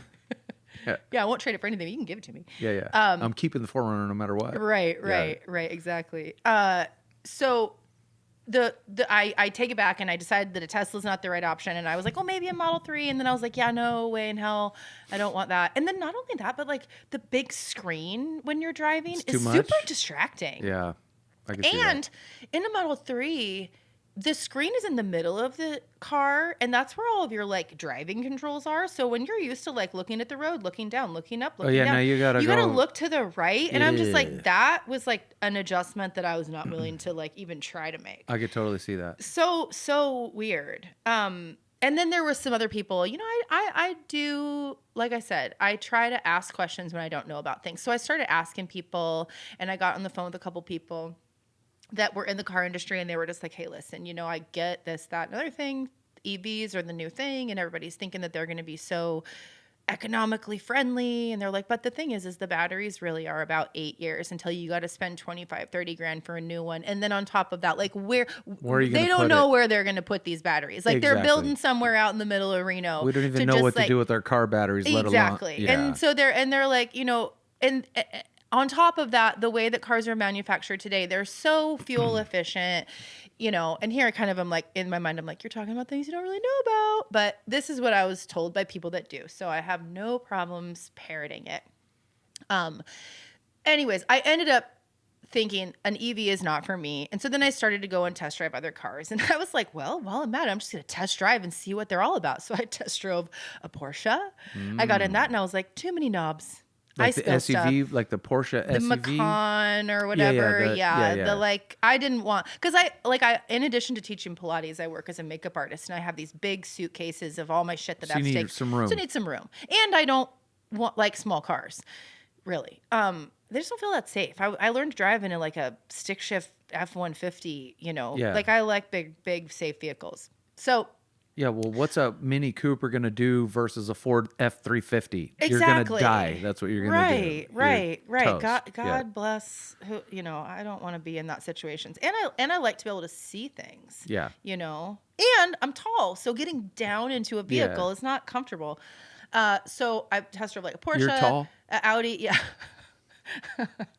5'10", Porsche, Audi, and then I was like, no, none of these feel like I sit my ass in it. I drive it around, and there's not like a fuck yes, you know. Like I was kind of like meh. So I'm still driving around this like shitty ass Honda Pilot, and then somebody says to me like, "Have you looked at a 4Runner?" And I was just like, oh yeah, like maybe I should look at 4Runner, but I always thought like, oh, they're out of my budget. They're out of my budget. But then I'm like looking at the Porsche going like, you're looking at a fucking Tesla. Yeah, like what is that? Like where is my brain right now? And so I went and I like went to Toyota and test drove. I went there to look at a used one, and they were like, well, you know, this is what it's going to cost. We can't lease it. So I ended up in a lease for my first one. And they just did whatever kind of gymnastic math they had to get it within what I told them. I thought I was driving like a hard bargain. I got screwed, okay? I am so lucky that I didn't fucking crash that. I would have lost thousands and thousands of dollars. Because I was like, well, yeah, because I didn't know that when you pay into a lease, you pay towards your payments. Like, I didn't understand, like, that there's no equity, right? Like, there's no equity in a lease. Right. So I put all this money down on the lease to get my monthly payment where I was comfortable. Yeah. Does that make sense? Yeah. Instead of putting the money in a bank account and allocating, because I can't do that. Yeah. Like, my little math doesn't, it's like, if it's there, woo, spend it, you know? So I ended up in this lease. And after about 3 years, so this is 2000, I think it was 17 or 18. I think it's 2018, and it was brand new. I drove it off with 5 miles on it, and I was like, "This is awesome," and I loved it so much. And it was a TRD, just like a premium, not a pro, but a premium. And I loved it. But then it was like, I couldn't do any modifications or anything to it because it's not mine. Yep. I mean, I could have, and I did put like a little braking thing in it to tow my camper with, but that, you know, whatever. It's kind of, they made me actually. I wouldn't have, but they made me in order to take my camper off the lot. And so 2020 rolls around, COVID's crazy. Toyota has this whole like chaotic thing where they can't get cars for sale and they're super valuable. And so I'm sitting on this leased vehicle that I have all this quote equity in, right? Like the only way that it was ever ended up being equity is like I was able to get out of the lease. The buyout on it was low. I don't know exactly how it all worked out, but somebody helped me. Leases are crazy. Leases are complicated and crazy. So I didn't want to buy one new. So I was on Facebook Marketplace and I found the truck that I have on Facebook Marketplace, and it had the basket on top that the venture package comes with, and like, you know, maybe some upgraded wheels that the owner had bought. So the guy, what happened is dude buys it, waits 6 months for it to come because it's COVID and that's what you have to do if you want a new Toyota, loses his job in between that 6 month time and can't keep the truck. Yeah. It has like 200 miles on it. And it was in Georgia. Somehow it ended up on Facebook Marketplace in Arizona because he moved here. It was at some lot in Georgia. And the person that's helping me is an online car sales specialist. Like he does, you know, whatever. So he knows exactly how to get a car shipped, how to do kind of cross state lines, transactions, whatever. So I found it on Facebook Marketplace. He does the transaction. I literally, like, he lives like maybe 2 exits down from you right over here. His name is Jeff. I took my white Toyota to his house and we swapped keys. And I get it. I got it for like $2,500 below MSRP. That doesn't include the couple modifications that were done to it already, tires and the Nerf bars he had put on it. That was it. So I get it cheaper and it had like 300 miles on it. And now so you're living that dream from fucking got my 4Runner. Yeah, now I got my own 4Runner. And I just right off the rip, I was like, this thing's so cool because it had like a little bit of stuff on it. And then, of course, your eyes start to like kind of dial in on what are the other, what's all out there? Like, what are the toys? The Whittle Waddle. The Whittle Waddles and the Twacks. Exactly. I don't have a Whittle Waddle. I don't. I don't need it. I'm 5'10". That's all right. Do we need to drop that again? So how tall are you? Right. I started it. I started like, shit, you're tall at the door. You're fucking. Oh, okay. I thought you were gonna be. Nope. Oh. Nope. I just I got tall parents.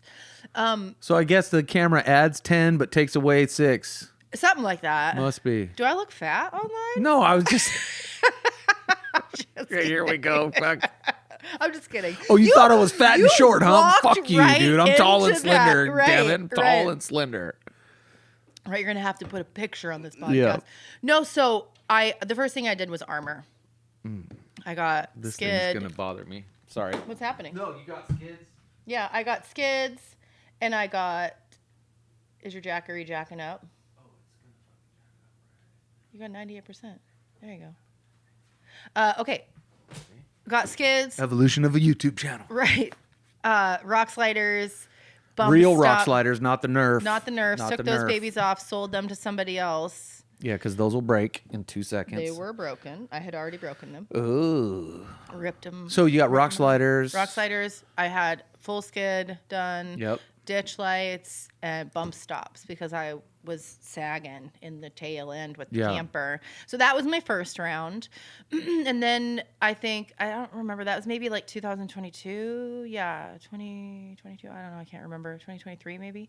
And then I got the next round I did tires. I had the TRD wheels that came on it, so I just left those on there. Yeah. Then that's when I got and this is Mark was ripping on Icon. Said that but I got Icon. I'll fucking rip on Icon too. Yeah. So, but that's my cousin. When I call my cousin, I was like, hey, like run me down the whole shtick of this, that, and other thing. And he was like, well, the difference is that they're serviceable, right? And he was like, you just want to make sure that they're serviceable. So Icons, I think Icons for someone like you, Mark will agree, and most of us will agree. Yeah. Icons are for the weekend warrior. Yeah. Right? Yeah. Icons are for the occasional off-roader. Right. right? So you get highly improved performance on road, Right. and you get you get highly improved performance off road as well, but you don't get the longevity of something like a King Shock or a Fox. Right. That just is like a workhorse. Yes. Yeah. Yeah. They're just like fucking indestructible. Now, Icons are serviceable, Fox are serviceable. But my personal opinion is that for the price point of an Icon and a price, like, they're too expensive for what they are. Oh. You know, as far as I'm concerned. Sure. Because, I mean, everybody has their own opinion. You know, I'm not going to deny it. Like, they were expensive, but it was like my first But they used shot. to. They used to not be as expensive when Icons, and that I think that's probably one of the big like quirks I have with them is they used to be really affordable. Oh. So they were for the guy who wanted to do something that was serviceable, remote reservoir, some off-road capability, that weren't like Bilsteins, you know? But they were at that affordable price point, like well under Kings or Fox, well under. Yeah.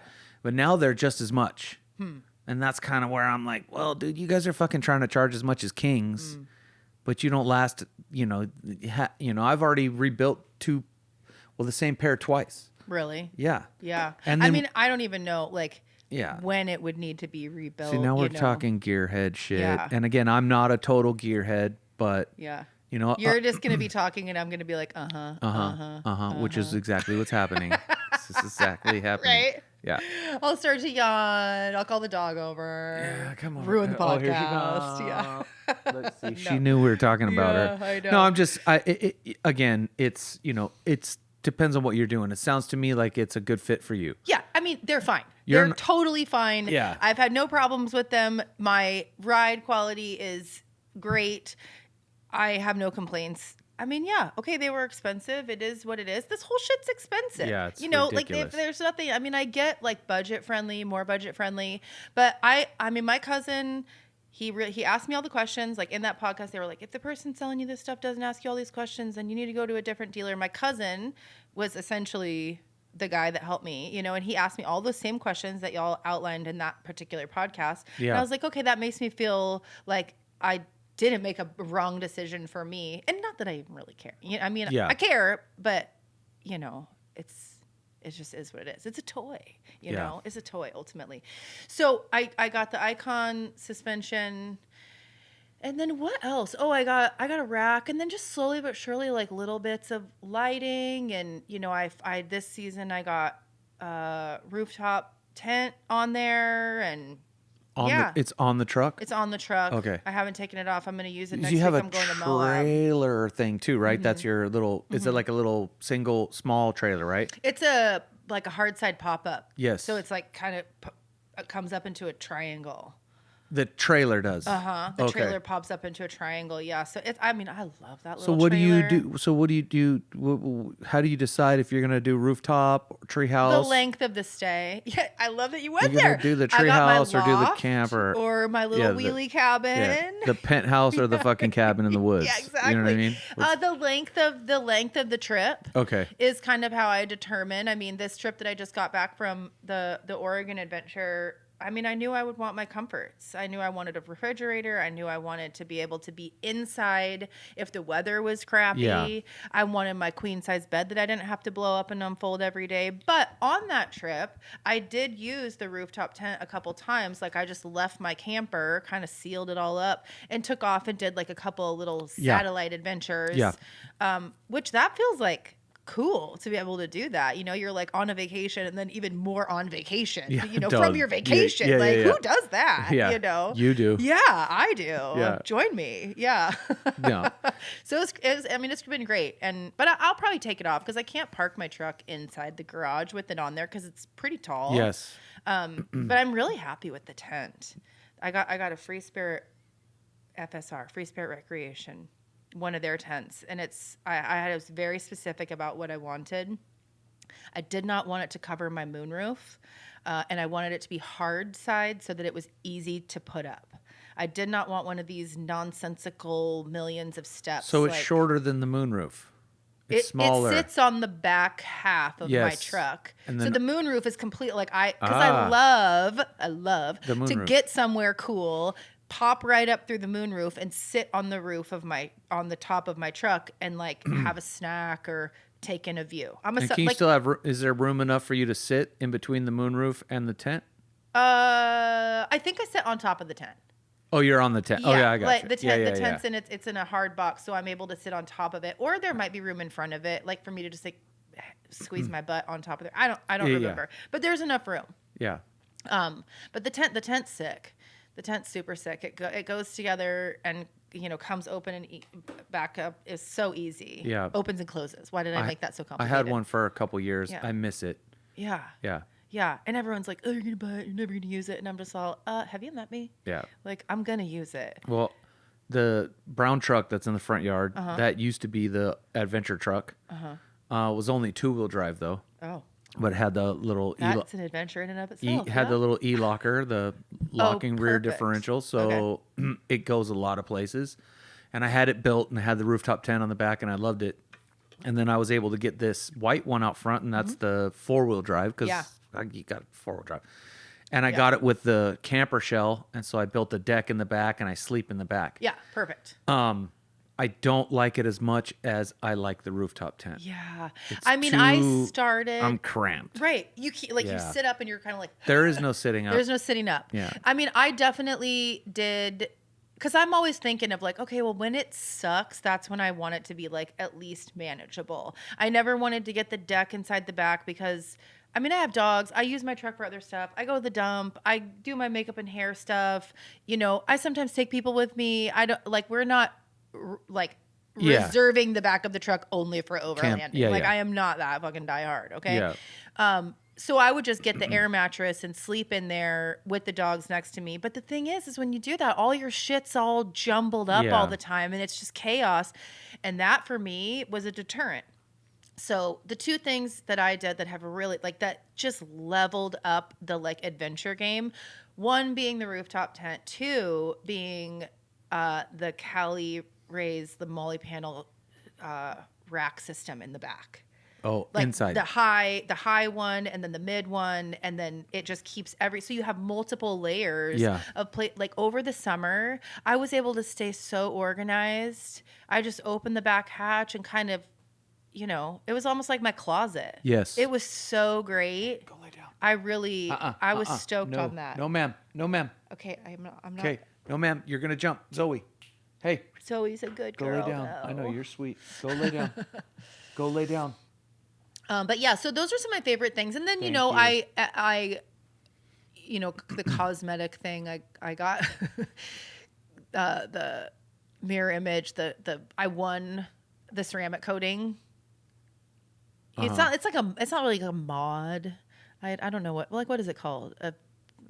It's like a wrap, clear. No, just clear, just a ceramic coating. Coat. Yeah, I won it at one of the raffles at Westcott, and I was like sick. And I had already pinstriped the shit out of my truck, so I took it in there. Welcome to the club. Yeah, and I remember Jeff was like, "Oh man, your truck looks fucking brand new," and I was like, yeah, and it's going to not look like that for very long. I said, how many times can you do this? Yeah. And they were just like, maybe once or twice. You have Westcott sliders on there or what? No, I didn't have Westcott. Yeah. That was the first thing I did. And I went to some place down in Phoenix that the guys at Wright Toyota recommended that I go to. AZ Toy Pros. Yeah, down kind of in Phoenix. And they were great. That's where I got I have Iron Man skids, ditch lights, a winch bumper, and rock sliders. They're all Iron Man 4x4. Yeah, those Aussies fuck shit up. Yeah, they do. So and so far, I fucked up that skid plate. I bent the shit out of it so that it sheared a bolt off. And good times. Yeah. Oh, so I remember too. You like to play from that podcast. Sir William said, "I do the skid check," and I was just like, I would so pass that. Oh yeah, I would so pass that. Yeah. I broke the bolt because I hit an embedded rock. I was out on a road that's not actually a road, just fucking going for it up on Table Mesa. Oh, good times. That's the best place. Yeah. It was so cool up there. It was so cool. I wanted to see my town from a different perspective. And so I was like, come on, guys. And they were like, where are we going? It was great, though. It was a beautiful day. It was a great, great ride. But I broke a bowl. And then after that, it was like, brr, brr, brr, always. And I was like, what's that noise? And then I realized, like, oh, shit. Like, I broke a bowl.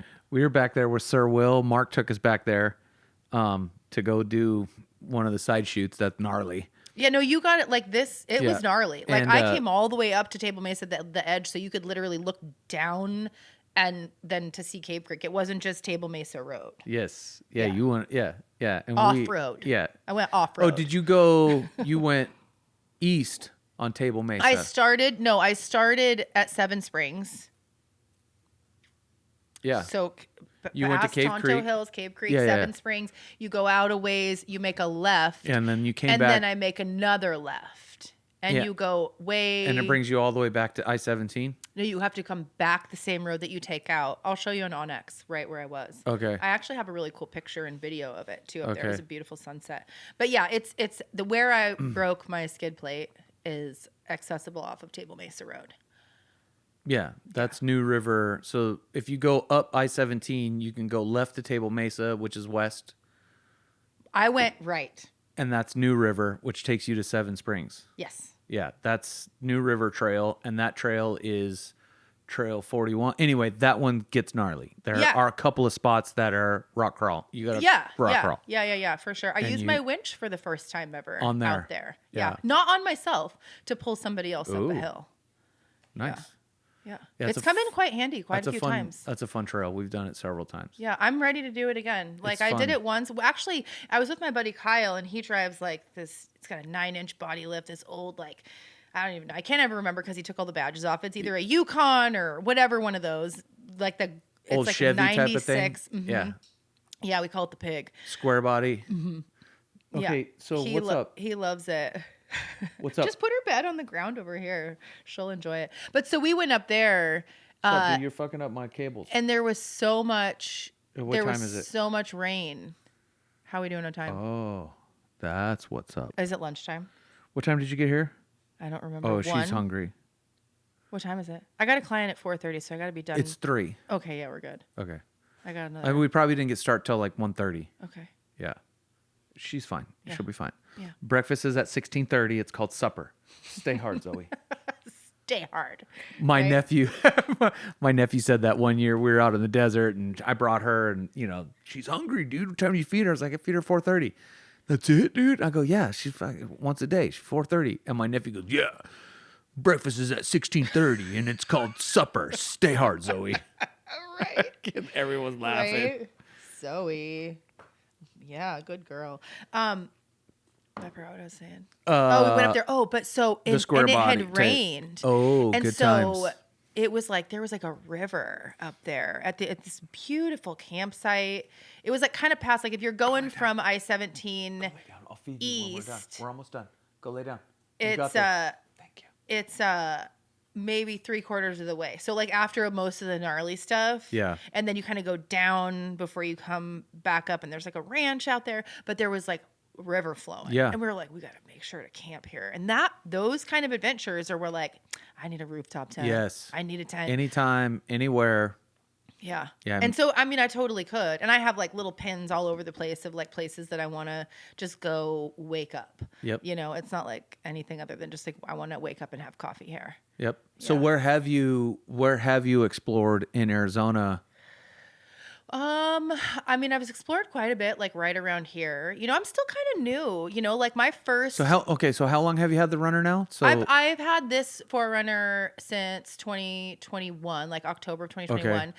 And I think that, I didn't really want to take it out and screw around too much until I got armor, because I was like, I know So that myself. took about a little bit less than a year. So it was Okay. summer of 22. Summer of 2023, I think, was when I did my big Utah trip. Okay. It was when I did my big Utah. I did like 5 weeks in. I said I'm going to Utah, and I'm staying in the state borders for a month, and it ended up being 5 weeks, and I went all over the place, and it was amazing. But that was when I had gone to Overland Expo, and I got my little tire deflator, and I got my Twax, and I got my Garmin, because I'm very conscientious about like, I'm going by myself, and I'm a woman, and I don't really know that much, so I can't be like fucking around, you know. Yeah.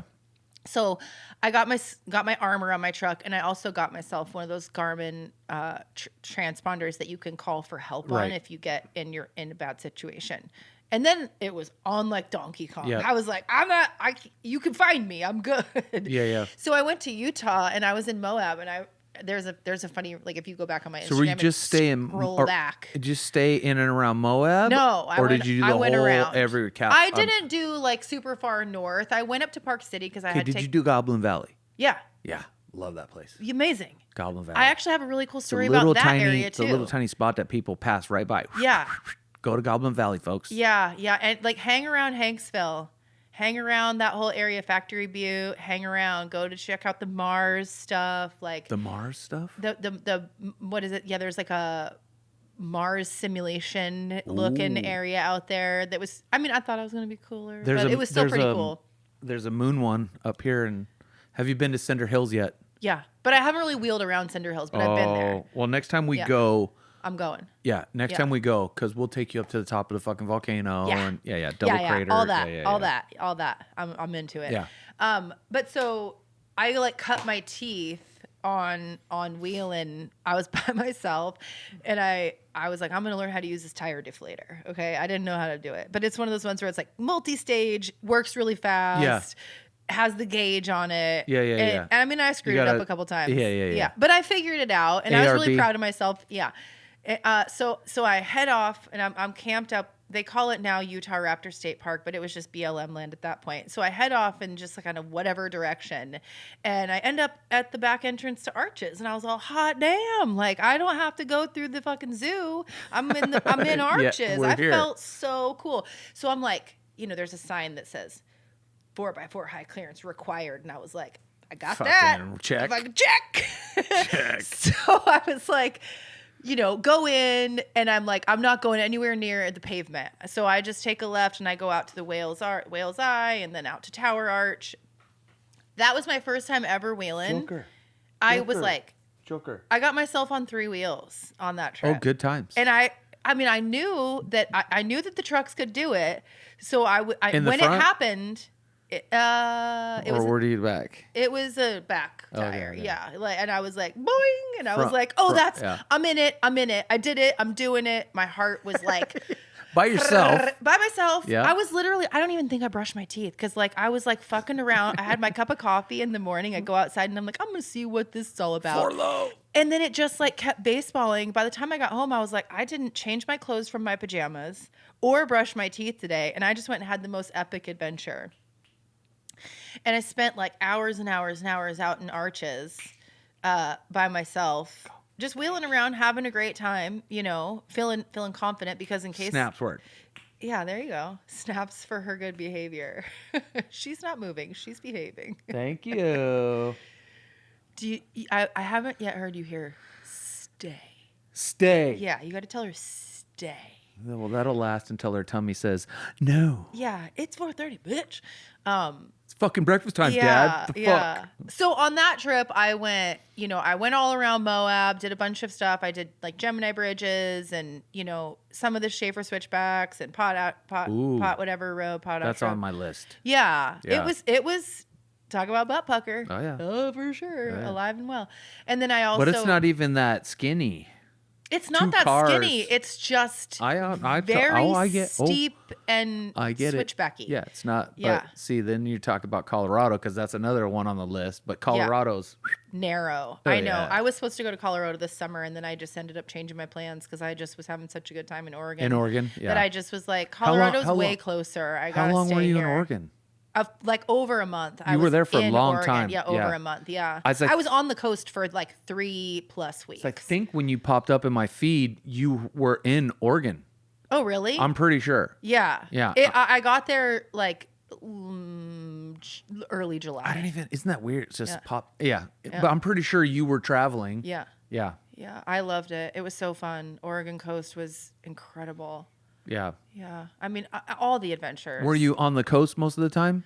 Well, I took my sweet ass time getting there because the way that I travel, when I go on these road trips, like, I'm like, the second that I leave my house, I'm on vacation. So I'm like, I'm not like, No time bah! Like, Yeah. just flooring to get there. It took me like a couple weeks to get to the Oregon coast, right? Oh, really? Like, I just tootled around. Yeah. I rode my bike here. I rode my bike there, you know, whatever. Yeah. I just don't like the constant motion. You know, like the whole point, like the first couple road trips I ever did, I did way too fast, where I was just like traveling every day. And I would try to fit in cool adventures amidst getting to the next destination. Yeah. And I was like, I just got home. I was like, I feel like I saw a lot, but all I did was sit on my ass the whole time. Yeah. And I was like, well, I'm not going to do that again. And that's kind of, you know, every trip I learn something new. Every trip, you know, my experience shifts and changes, and I figure out what I like and don't like. And, you know, that's kind of just like the progression of it all. Yeah. But, yeah, I mean, the Oregon trip, that was a long time coming. I was raised in the Pacific Northwest, but had never seen the Oregon coast. It felt like a shameful thing. So What's wrong with you? Yeah. What's wrong with my mom and dad? Okay, it was their responsibility to take me. This is why I'm in fucking ACA. Yeah. The fuck, dude. Don't think for 1 second that I didn't have that line of thought. Louise, dude. So fucking traumatized because you didn't take me to fucking Oregon. Right. No fucking Disneyland. Where did you grow up then? In Washington? Coeur d'Alene, Idaho. Oh, Idaho. Yeah, Coeur d'Alene, Post Falls, Idaho. Yeah, it's beautiful. I guess that's up there. PNW, huh? Mm-hmm. Inland Northwest is kind of what they call it. Yeah. Not that far from the Oregon coast. Yeah. Not at all. No. I mean, arguably, I could have taken myself there once I got a car, but I didn't. I never did.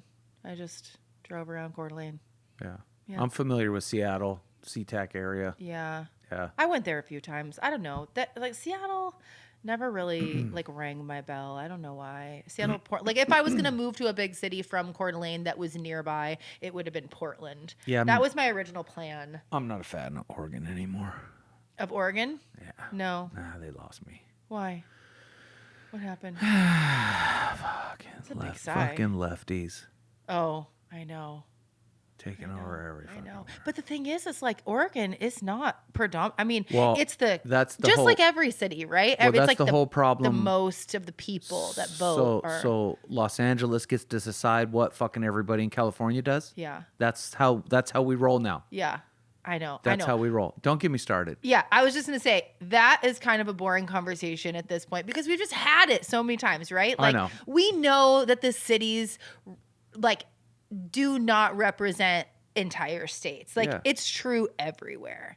I mean, I get it. Yeah. You don't need an AR-15 in fucking downtown Los Angeles. Right. You don't. You don't. Okay. I mean, you don't but really need if one you anywhere, live but- in Yosemite where there's a fucking grizzly bear, You maybe really don't an need an AR-15 there Well, either. I'm just saying. Right. I'm just saying. You know. Me too. You Just could handle a grizz with a good rifle or a Just shotgun saying, just or saying. Yeah, but what if you know. there's 30 grizzly bears and I need fucking 150 rounds, man? I think you're fucked. Yeah, probably. Yeah, if you have 30 grizzly So- bears, so like have you seen you're fucked. So have you seen that? Have you seen the AI Morgan Freeman? No. Oh my god. So you've seen the AI gorilla, right? Running around on Instagram? No. You have not? I'm going to send you the AI it's Morgan Freeman and they AI'd him and they got him saying all kinds of crazy stuff and In one of the his things was Morgan about Freeman one of the things was about a bear. Oh, God. Right? And it's Yeah. Morgan Freeman. Imagine your dumbass is out there and a bear comes chasing you down and you try to shoot him with the fucking 9mm Oh. and it bounces on his skull is at a fucking angle. So your dumbass is going to bounce right off his skull and he's going to, but it's Morgan. It's hilarious. Yeah. Yeah. It sounds funny. It kind Yeah. of sounds like it could be akin to when Snoop Dogg was like reporting on the horse show. Did you ever see that? No. Oh my God. It sounds familiar though. Where he was like, "Oh, that horse is crip walking," when they were doing the like side pass. Fucking hilarious. I think like I just love that kind of shit. Anyway. We're Morgan not Freeman. gonna get off on that. I know. tangent, though. It's just fun. It just made Yeah. me. Yeah. Yeah. Anyway, I just. yeah. But so yeah, the The Toyota is... I like Arizona. Yeah, I do too. It's great here. I do too. I like it too. I mean, the heat does kind of suck. I like to mountain bike, and I fucking need to be outside.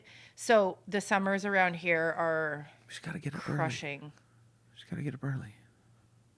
I mean, I do get up early, but it's still hot. Like, It is. doesn't... It's still hot in the middle of the night. It weeds out the riffraff. Okay. We'll see how long they last. They've been here. How long you been here? I've been here longer than you. But I meant. I've been here for 10 years. I wish I had moved to you. You know, we'll see how long they last. The New Yorkers stick around. Let's see, you've been here how many? 2 summers now? Me? No, I'm talking about New Yorkers. Right. The New Yorkers, you've been here for 2 summers now. I mean, the thing is LA, New Yorkers are pretty used to shit weather, and they're pretty used to being inside. All right. That's like not... LA folks, dude, you guys are gonna snowbird it any minute now, dude. You've been here 3 summers, dude. Are you gonna last 5? I do reverse snowbird. Like, I live here most of the time, but I leave in the summers. I can't. Yeah, it's hot. It's also like where I live and how I work. A lot of like the business slows down so much for me in the summer that there's like, what am I gonna do? Just like stay here and get depressed? Yeah, nobody wants to do shit in the summer. Yeah, nobody wants to get their hair and makeup done for anything in the summer. So I just go and have fun. Yeah. That's good though. I was able to work remotely this summer too. I got one of those little Starlink thingies and was able to train some clients remotely, which I have my whistle been wet of what it's like to work remote, and it was nice, but then also I was like, bitch, I'm on vacation. I don't want to be working, so there's that just like maybe bratty, entitled side of me that doesn't First world problems. Yeah. Totally. You got fucking fluoride in your water. Yeah, right. Okay, I do sound so Let me just problematic. Let me just throw some Brene Brown at you again. Totally. I like Brene Brown, by the way. Have you read her? I don't know if she's great. I don't know if she's done anything since, but the last book I read of hers was the about all the emotions. The Atlas of the Heart. Yes. The red one. What a fantastic book. Yeah. I mean, everything she does is just fantastic. Gold. Yeah. I've listened to like all of her. I like audiobooks. I'll listen to them. I've read a couple of them, but I like the audiobook because she's funny. Yeah. The way that she ad-libs with her like silly little Texas accent. Yeah, totally. She takes like horrible topics and kind of turns them into like moments of lighthearted comedy. Yeah. That's a gift. Yeah, totally. To be able to communicate that way. Brene Brown, I like her stuff, and there's a couple of other authors that I like a lot, and just like kind of schools of thought. I've been really into the Wayne Dyer's Change Your Thoughts, Change Your Life for like a few years now. Do you know what the Tao Te Ching is? It's that Chinese, ancient Chinese, the kind Tao. of like the way of things. And so he did his interpretation of it, and his voice to me is really soothing. Okay, go lay down. And so I listen to it. We're gonna get you. Do you want to just like feed her, or is that just giving in to her bad behavior? No, it's not bad behavior. It's not 4:30. It's no. She eats hard. at 3. Oh. This is what she does, and then she it went from 4:30 to 4, and then it went from 4 to 3:30. My dog does the same thing. And now it's 3 o'clock, and now lately it's been 2:30, and I'm like, if I give it to you 2:30, it's gonna be 2 o'clock, and then next thing you know, breakfast would be at 04. Yeah. You know what I mean? It's like, look, dude, you need 2 cups of food. It's like you eat the best food in the house. Yeah. She eats chicken and rice and sweet potatoes, handmade. Oh. She eats fucking... I got to get your dog food recipe. I've been having a little bit of like... She eats healthier than I do. Conflict with my dog. I have a female dog about the same size, and I just have noticed that maybe she's like a little bit slower, and there's no real reason for it. And I'm like, maybe the food is just like not that good. So I've been wanting to feed, but having 2 larger dogs on like homemade food is, a That's lot a lot of work and a lot. It's expensive, but. Well, the price. I think the price point is about the same. But you $50 $50 every 2 weeks. Oh yeah. Which is about $50 for a bag of food, and the try to get the decent food, but it's still, I don't know, it's still processed regardless, right? Yeah. The bag food is processed. Yeah. Even if they're claiming it's healthy, it's still processed food. Yeah, it's like totally. You can get organic fucking mac and cheese. It's still mac and cheese. Totally. It's not chicken and rice. Right. It's so not real food. I mean, and it varies. It's, goes from chicken to ground beef, but usually it's chicken and rice and sweet potatoes, or chicken and or ground beef and rice and peas. Yeah, some sort of well-balanced meal. Yeah, I mean, I could literally add some salt to her food and eat it because it's human. It's human food. But I'm trying to get her. She looks good. She looks healthy. She looks happy. I mean, so I was trying to get her. So she's a poop eater.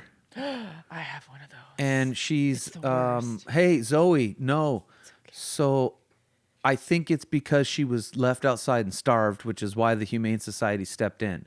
So she didn't have anything to eat but poop. Mm-hmm. And and now it's just a bad habit. I think that what they say is that I don't know if she'll ever break it. And I've tried the pumpkin, I've tried the additives, I've tried this, and I thought, well, let me see if I give her some whole food, if that helps. Yeah. She still eats the poop. Yeah. No, they say that it's like boredom or, whatever. I have all one kinds too. of stuff, right? I have one too, and he's a great dog, and if there's a turd around, you can be assured that he is just gonna fucking tootsie roll it and then up. she'll come out here and she'll go outside and then she'll come back in and she wants to jump up and start licking and I'm like, God, you just chowed to get off.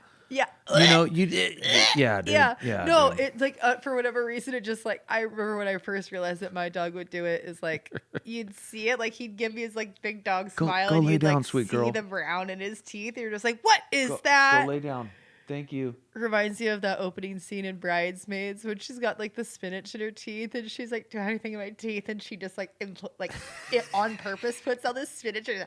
I was like, oh my God, that's so funny. I'm like, Chip, my dog, his name is Chip, the one that is a poop eater. Yeah. He had like brown in his teeth. Does he roll in it too? No. Well, I mean, it's all pretty dry, but I think that he would if it was juicy. Weird. Me and the dog and the daughter are at the dog park, and she just goes and rolls and comes up, and it's just the Why do you take her to a dog brand new park? collar, Ugh. or we'll go out there to the desert, Table Mesa, and she'll find a pile of fucking cow dung. That's better than dog poop. Yeah, dude. You got yourself a street dog. Yeah, dude. Yeah. Fucking take you back. Love her anyway, though. We're gonna take you back, Zoe. You're so sweet, girl. Yeah, sweet girl. Look at the look. Yeah. So did you know that domesticated dogs, they learned that look.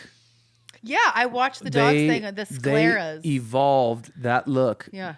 Spending time with humans. Dogs, regular dogs, wolves, other dogs, they don't make the puppy eye look.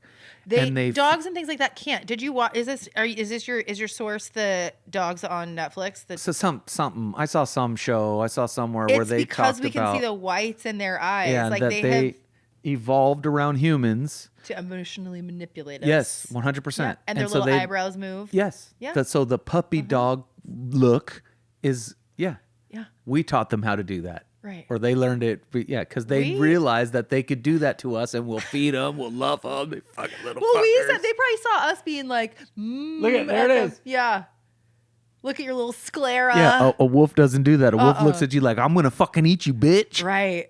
Not right. Oh, could I have a some? wolf looks through you. Yeah, exactly. Right. Yeah, that dog is looking for food and it's from you. No, I didn't. No.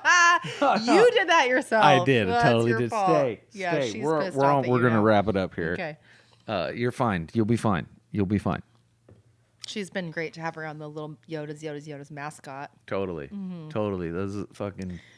My daughter kind of named her. Yeah. So my old dog was named Inara, and Okay. Inara is a character from a TV show called Firefly. Okay. And Firefly is I'm a sci-fi nerd. Okay. And then they made a movie Serenity, and so Inara is.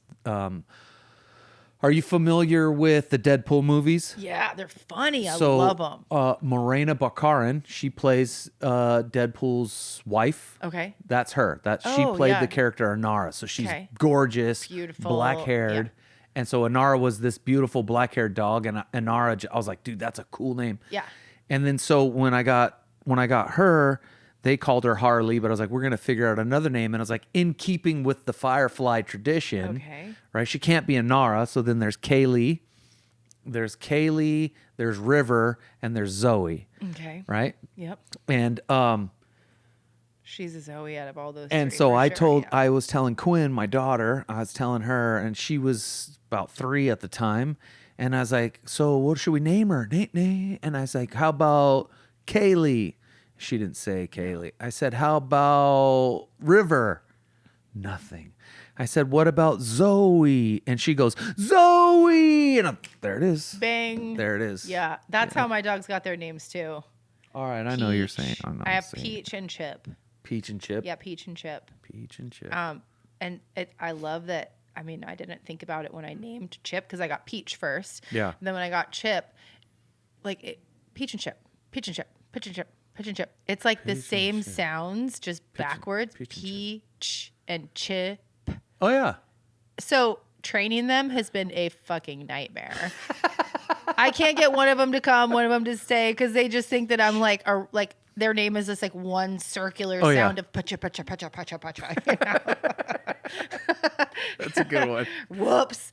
But so I just was like, well, I'll train you both at the same time, and we've had success doing that. Yeah. So they are getting better. Spending time 24 hours a day, 7 days a week with them over the course of this last couple months on this trip was pivotal in their training. Like they both, they listen to me now. Like they actually, they have some consistency. We'll see if it sticks around. They're at home right now, probably just unlearning everything that I taught them. But Do you have a camera? Yeah, no, I don't have the camera. I don't even have a Ring camera. Don't rob me, but I don't have very good security. You happen to be at the Westcott, I must have been last year, where the family's house burned down because the dog. Do you remember that at all? Yeah, I didn't realize that it was because of a dog, though. Yeah, but I do remember that one of Westcott's friends. The dog got on the counter and somehow hit the stove, and it fucking burned the house down because they had a camera like saw the whole thing go down. Didn't the dog die too?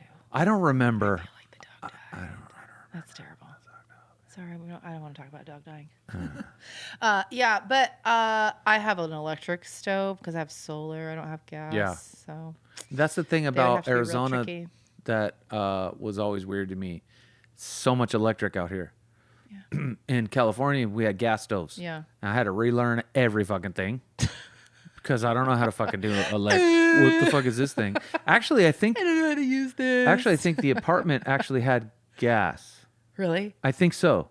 And now that I think about it. Well, it just doesn't make sense to have gas if you have solar. But when I'm up there too. You need a propane tank and blah blah blah. Nah, well, yeah, I do. I have a propane fireplace, and it is a propane tank that just sits on the outside of the house. Yeah, yeah. It's a littler one. It's Are you on septic or you have sewer? City water, but I have a septic system. Yeah. The house I had in Palm Another homeowner delight. Right. Well, the house I had in Palm Springs, it had septic, but it also had gas. So they had run gas up to So you had options. Yeah. Right. Yeah. Electric. I don't understand electric. It's too hot. It's too cold. It's too hot. It's too fucking cold. I don't know. I can't find that nice flame, the medium. I can't. It's still just. There's no flame with the electric. No, I know, but with the. Shut up. You walked right into that one too. I didn't know that 510 made you fucking brilliant too.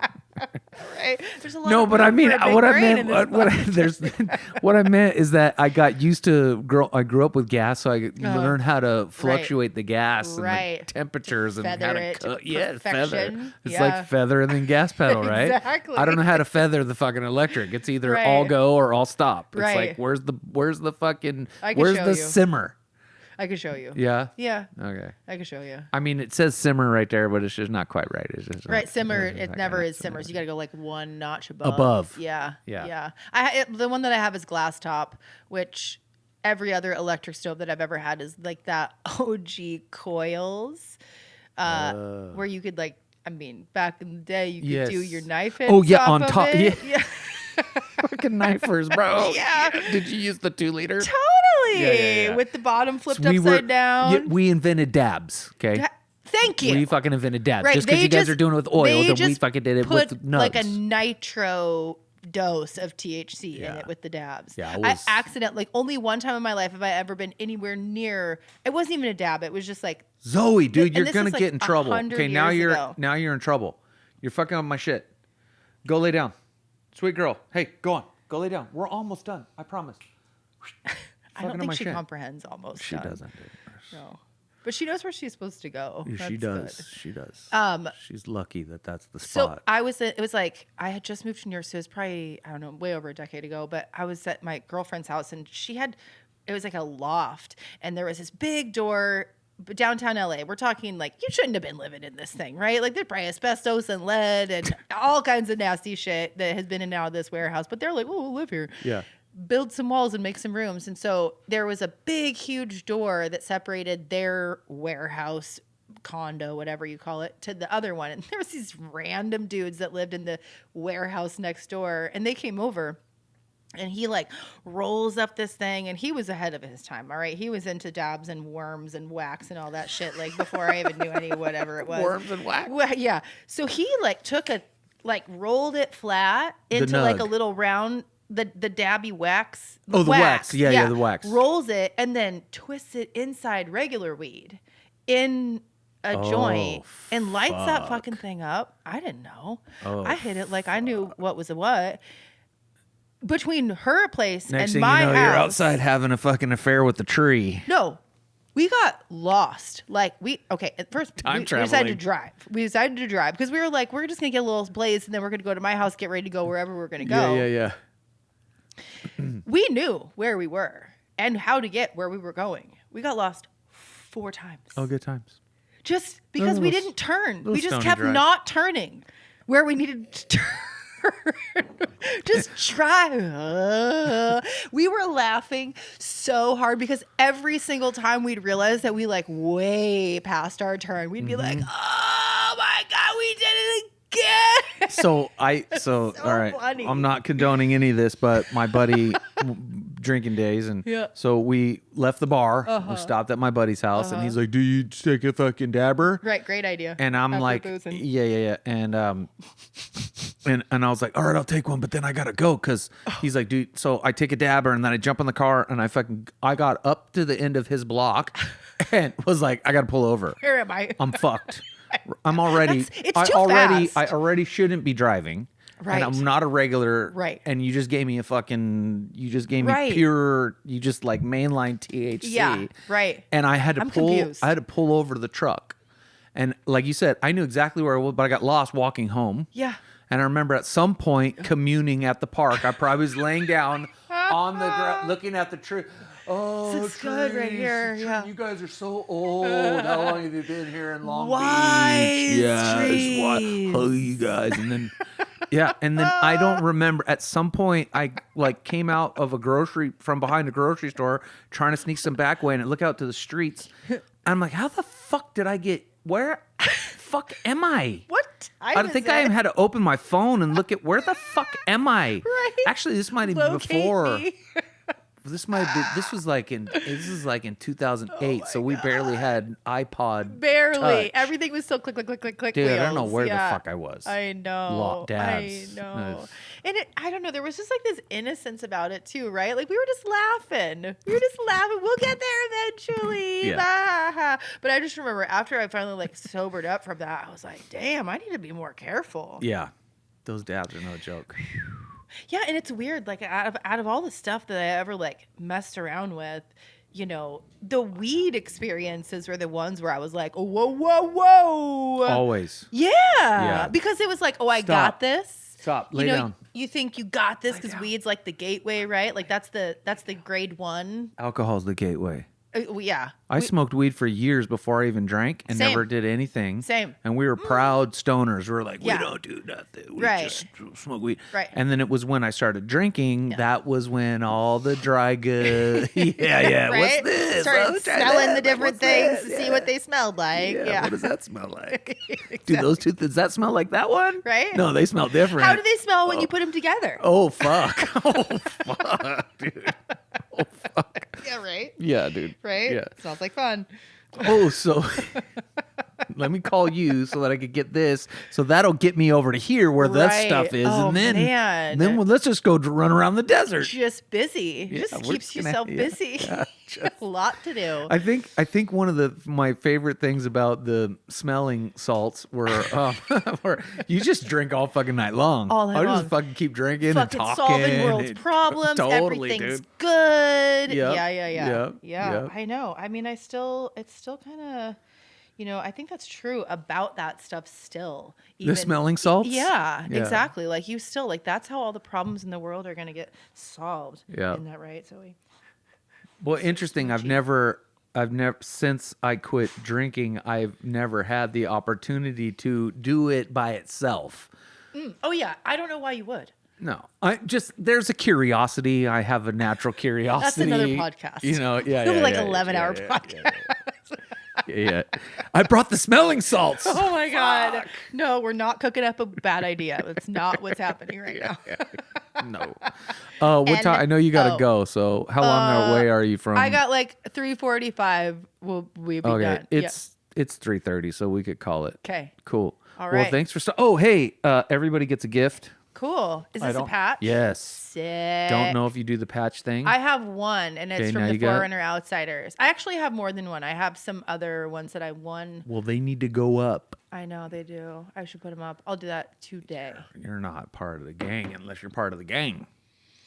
I'm part of the gang. I'm just fucking around. Yeah, I'm fucking sitting here.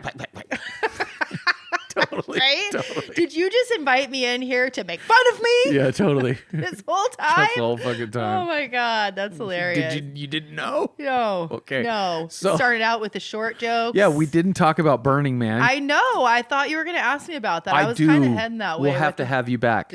Yeah. Yeah, Okay. We'll have to have you back because I do want to Well, talk if about anybody Burning Man. listens, if people just like don't I got listen. like 100 solid. Okay. Yeah, 100 solid. Between you and my So that's- Instagram, So that's we're the gonna new get thing. like 400 maybe. So that's the thing, right? So you got to do the Patreon thing. Oh. Have you heard of Patreon? Yeah, I know what Patreon is. I think that's the way to go. Because then you get a couple diehards that love your shit. Yeah. And maybe they want to throw you a bone. Yeah. Do it. But also, what's the other thing though too is which I'm learning starting my own business, right? Is that Just throw up a Venmo link, right? People will just hit you with a couple bucks. well, unless never mind. See, don't go there, Jason. So I don't even know where you're going. You can. I was gonna go to the drama. Remember the whole drama thing? The whole drama. We're not gonna do the drama. We're not gonna no drama-free zone. Yeah, no drama. No drama. No, but you have to value your stuff. Yeah. If you don't value, you have to put a price on your stuff. Yeah. My stuff is worth a price, and Yeah. people will pay that price. Yeah. Just because you put a value to it. They're more likely to pay Exactly. if you put a price tag on it. Exactly. I had, one of my early counselors said, Andrea, know your value, know your values. That's right. And I was like, oh. And so I was able to start raising my prices. And, I'm at the place now where I my Pilates teaching, I charge, I do okay. I do okay. People, and I mean, it kind of sometimes still boggles my mind that I'm able to support myself doing hair and makeup and teaching Pilates and, whatever. But it's because I believe in what I do and I like it and I think it shows and people like it. So know your value, know your values. You have to. You can't give shit away for free or people are like, Yeah. 100%. I remember one time I was at with an artist and he was like, I was really struggling at this art show to sell stuff. And somebody came through my booth and said, add a 0 to everything. And he sold out. Yeah, isn't that crazy? It was the same shit. He just added a 0. So $800 painting went to $8,000. Yeah. People are like, oh, So I have gotta have it. I have some skateboards that I doodle on, right? The fucking acrylic, blah blah blah. Dude, just put it up there and put it for $1,000. It's art. Yeah. Who knows? Some fucking Joe Blow wants to fucking buy a skateboard for $1,000. Totally. It's totally. Yeah. Because they got like an extra $1,000. I want a skateboard that looks just like that, bro. Yeah, I need that. I need it. I bought a piece of art recently. I mean, it wasn't $1,000, but it was like, But how much is my time? How much is my brain? What's my imagination worth? Technically speaking, it's and priceless. Just the unique nature That's what I of mean. whatever you're generating. I like circles. I'm not, I like and other circles. people like circles, and That's they it. want to have. They On a want your skateboard. circles. Exactly. Yeah. I want to see these skateboards. All right, I'll show you. Okay. All right, cool. Thanks for having me on. Yeah, thanks for coming. This was super fun. Thanks for the patch. First time, right? Yeah, first Next podcast thing you know, ever. Next thing you know, you're going to be chatting it like, I want to fucking do 20-minute lead. I want to lead the meeting. I want to lead the fucking meeting. Yeah. No, so I wanted to tell you, I always like, ever since podcast came a thing, I was like, oh, I think I'd be good at that. I think I would enjoy that. I love to bullshit. I love the idea. I enjoy listening to podcasts where people just bullshit, you know? So, sometimes it's nice when there is like something that you could learn, but it's not a requirement for me. But I was like, well, maybe since I've never been invited on a podcast, then I should just start my own podcast. There you go. And I was like, I don't know what I'd call it. And so I'm going to tell you what the name of, if I ever start a podcast or whatever, the whole thing would be people that want to be on a podcast. Oh, right? that's the thing. That would be the thing. Yeah. All the people out there that have never been invited to be on a podcast, just like me, that just want to be on a podcast. Yeah. And you want to know what I call it? What? Want to be on a podcast. Want to be on a podcast? Yeah, that's a good idea. Right? Yeah. Just random people with their random stories, their random topics. Yeah. And, maybe it's not like that big of a deal, but a place where people can go and do something that they're maybe nervous about or want to have something. I mean, obviously there'd be a little bit of a vetting situation. I'm not getting somebody on here spewing hate or boring or whatever, you know, but I just thought that would be kind of a cool thing. And you could do it with people anywhere at this day and age. It doesn't have to be face to face, although it's cool, but. Well, that's what I'm finding out with this. Want to be on a podcast? Be on a podcast? They want to be on a podcast? Podcast? Yeah. Well, did you see the new Ghostbusters movies? No. The kid's name is Podcast. Well, why do they call you Podcast? Because of my podcast. It really finds its voice in episode 47. Where did the name Podcast come from? I have no fucking idea. Pod. I get the cast part, it's broadcast, but what's the pod? Idea. Did they start in a pod? You need one of those guys that sits on the side that Googles shit while we come up with questions. Yeah, like a young. So do you listen to Joe Rogan? Yeah, he's got a guy, Jamie. Young Jamie. Yeah. Yeah. You needed. I am fucking young Jamie. Come on, Zoe. That could be you could hang out in here and give yourself something to do. Yeah, but Joe Rogan also has pretty good you fucking notoriety. Young Jamie since Spotify, the fucking guy, Young Jamie's balling. Is he? Oh fuck yeah. Yeah. Jake gave Joe Rogan $150 million. Who? Wait, he did? Gave Joe Rogan $150 million? Gave him. Spotify gave Joe Rogan $150 million. See, that's where we're headed. So Young Jamie is, I'm sure, getting paid. Yeah. Not that he wasn't getting paid before. He's young, rich Jamie. Yeah.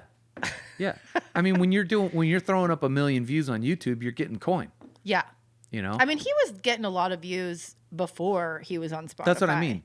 I mean, Joe Rogan, he was right place, right time. And the way that he's super intelligent too. I mean, some of the things that he talks about, I'm just like, oh God, you're such a fucking windbag or whatever. But I really do think that he remains open-minded and I appreciate it. He's curious. Yeah. That's what it takes. Yeah. And he's funny. Who doesn't curious. like listening? He's kind of funny. Yeah. Quippy. Yeah. I like it. Yeah. I would go on Joe Rogan's podcast. Joe Rogan, do you hear that? I'll go on your podcast. He fucking has a Toyota Land Cruiser, this motherfucker. Does he? Does, 100%. You should have him on your podcast. You guys could pod off. Dude.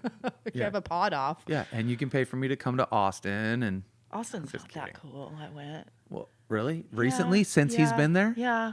I thought my expectations. Like how recently? I was there in April. Oh, so recent, since the whole, I'm not gassing comedy. you up here. No. I just meant, was it 2 years, 3 years? No, it was recent. Oh. Yeah.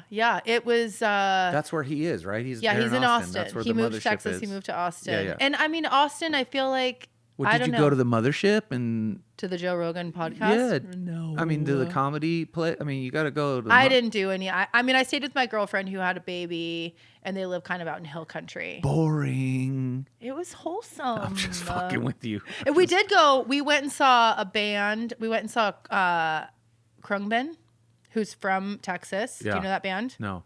They're a good band. Highly recommend them. If you like kind of vibey, chill music. We went and saw them. That's pretty vague. I'll send you a link. Vibey chill. I don't think that's that big. Well, since you planted that, it's your fault. You planted it in my head. Now I just want to fuck with you. Oh, she said, "Did you bring me here to fuck with you?" Well, now I'm gonna fuck with you. Big time. I can take it. Yeah, you just let me know. The gloves come off. Let's fucking go. Yeah. We'll see what that 4Runner can do. Right? Shit. Right? We're just going to get into a really slow speed fucking race. What's your favorite thing about like Toyota? Like what's your favorite like feature or whatever? The longevity. Okay. They go forever and ever and ever. They just keep going and going and going and going and going. They will go just places. keep I'm about to going. hit 100,000 miles in mine. Yeah, I've got the black one has 260. Yeah. The white one has 220. Good deal. My friend, Nice. my You friend, do go places. my friend who has the Sequoia, he broke 300. Nice. I mean, there are several Tundras out there that are million-mile Tundras. I know, right? It's just, I mean, they do go. you know, they go. Yeah. And it's like, so the brown one out there, I mean, that's the third iteration of this truck because I bought it factory, then I built the shit out of it and beat the shit out of it. Now it's a service vehicle. It did have an oil leak that I had to get fixed, so the engine had to get pulled, but that was at 225,000 miles. Right. You don't get... Yeah. They're just like that. Yeah, they're unicorns You like know, that. I mean, the Jeep guys, they want to talk shit. You're rock crawling. Okay, you're fucking rock crawling. Okay, but you're also replacing your fucking transmission at 40,000. My dad has a Cadillac. It's a fucking Cadillac sports car. Yeah. 40,000 miles. He had to replace the rear end on the thing. Oh, rear end. 40,000 miles. It's like 40. So shitty. How much money did that cost you to fix the rear end on your fucking Cadillac, And how bro? much of an inconvenience, and then now maybe Yeah. somebody didn't do it right, so Yeah. you're gonna have a whole other problem. I know. So you spent $5,000 to fix the rear end, 40,000 miles in on your brand new. So dumb. You know what I mean? I mean, in Arizona, that's like 2 years. Yeah. I got a Toyota that's got 100,000 dirt miles on it in the dirt. Yeah. You know what I mean? Right. In the and then we're fucking just dirt. getting started. Yeah, exactly. I love it. I love it. Yeah. All right, you got to go. Okay. All right, cool.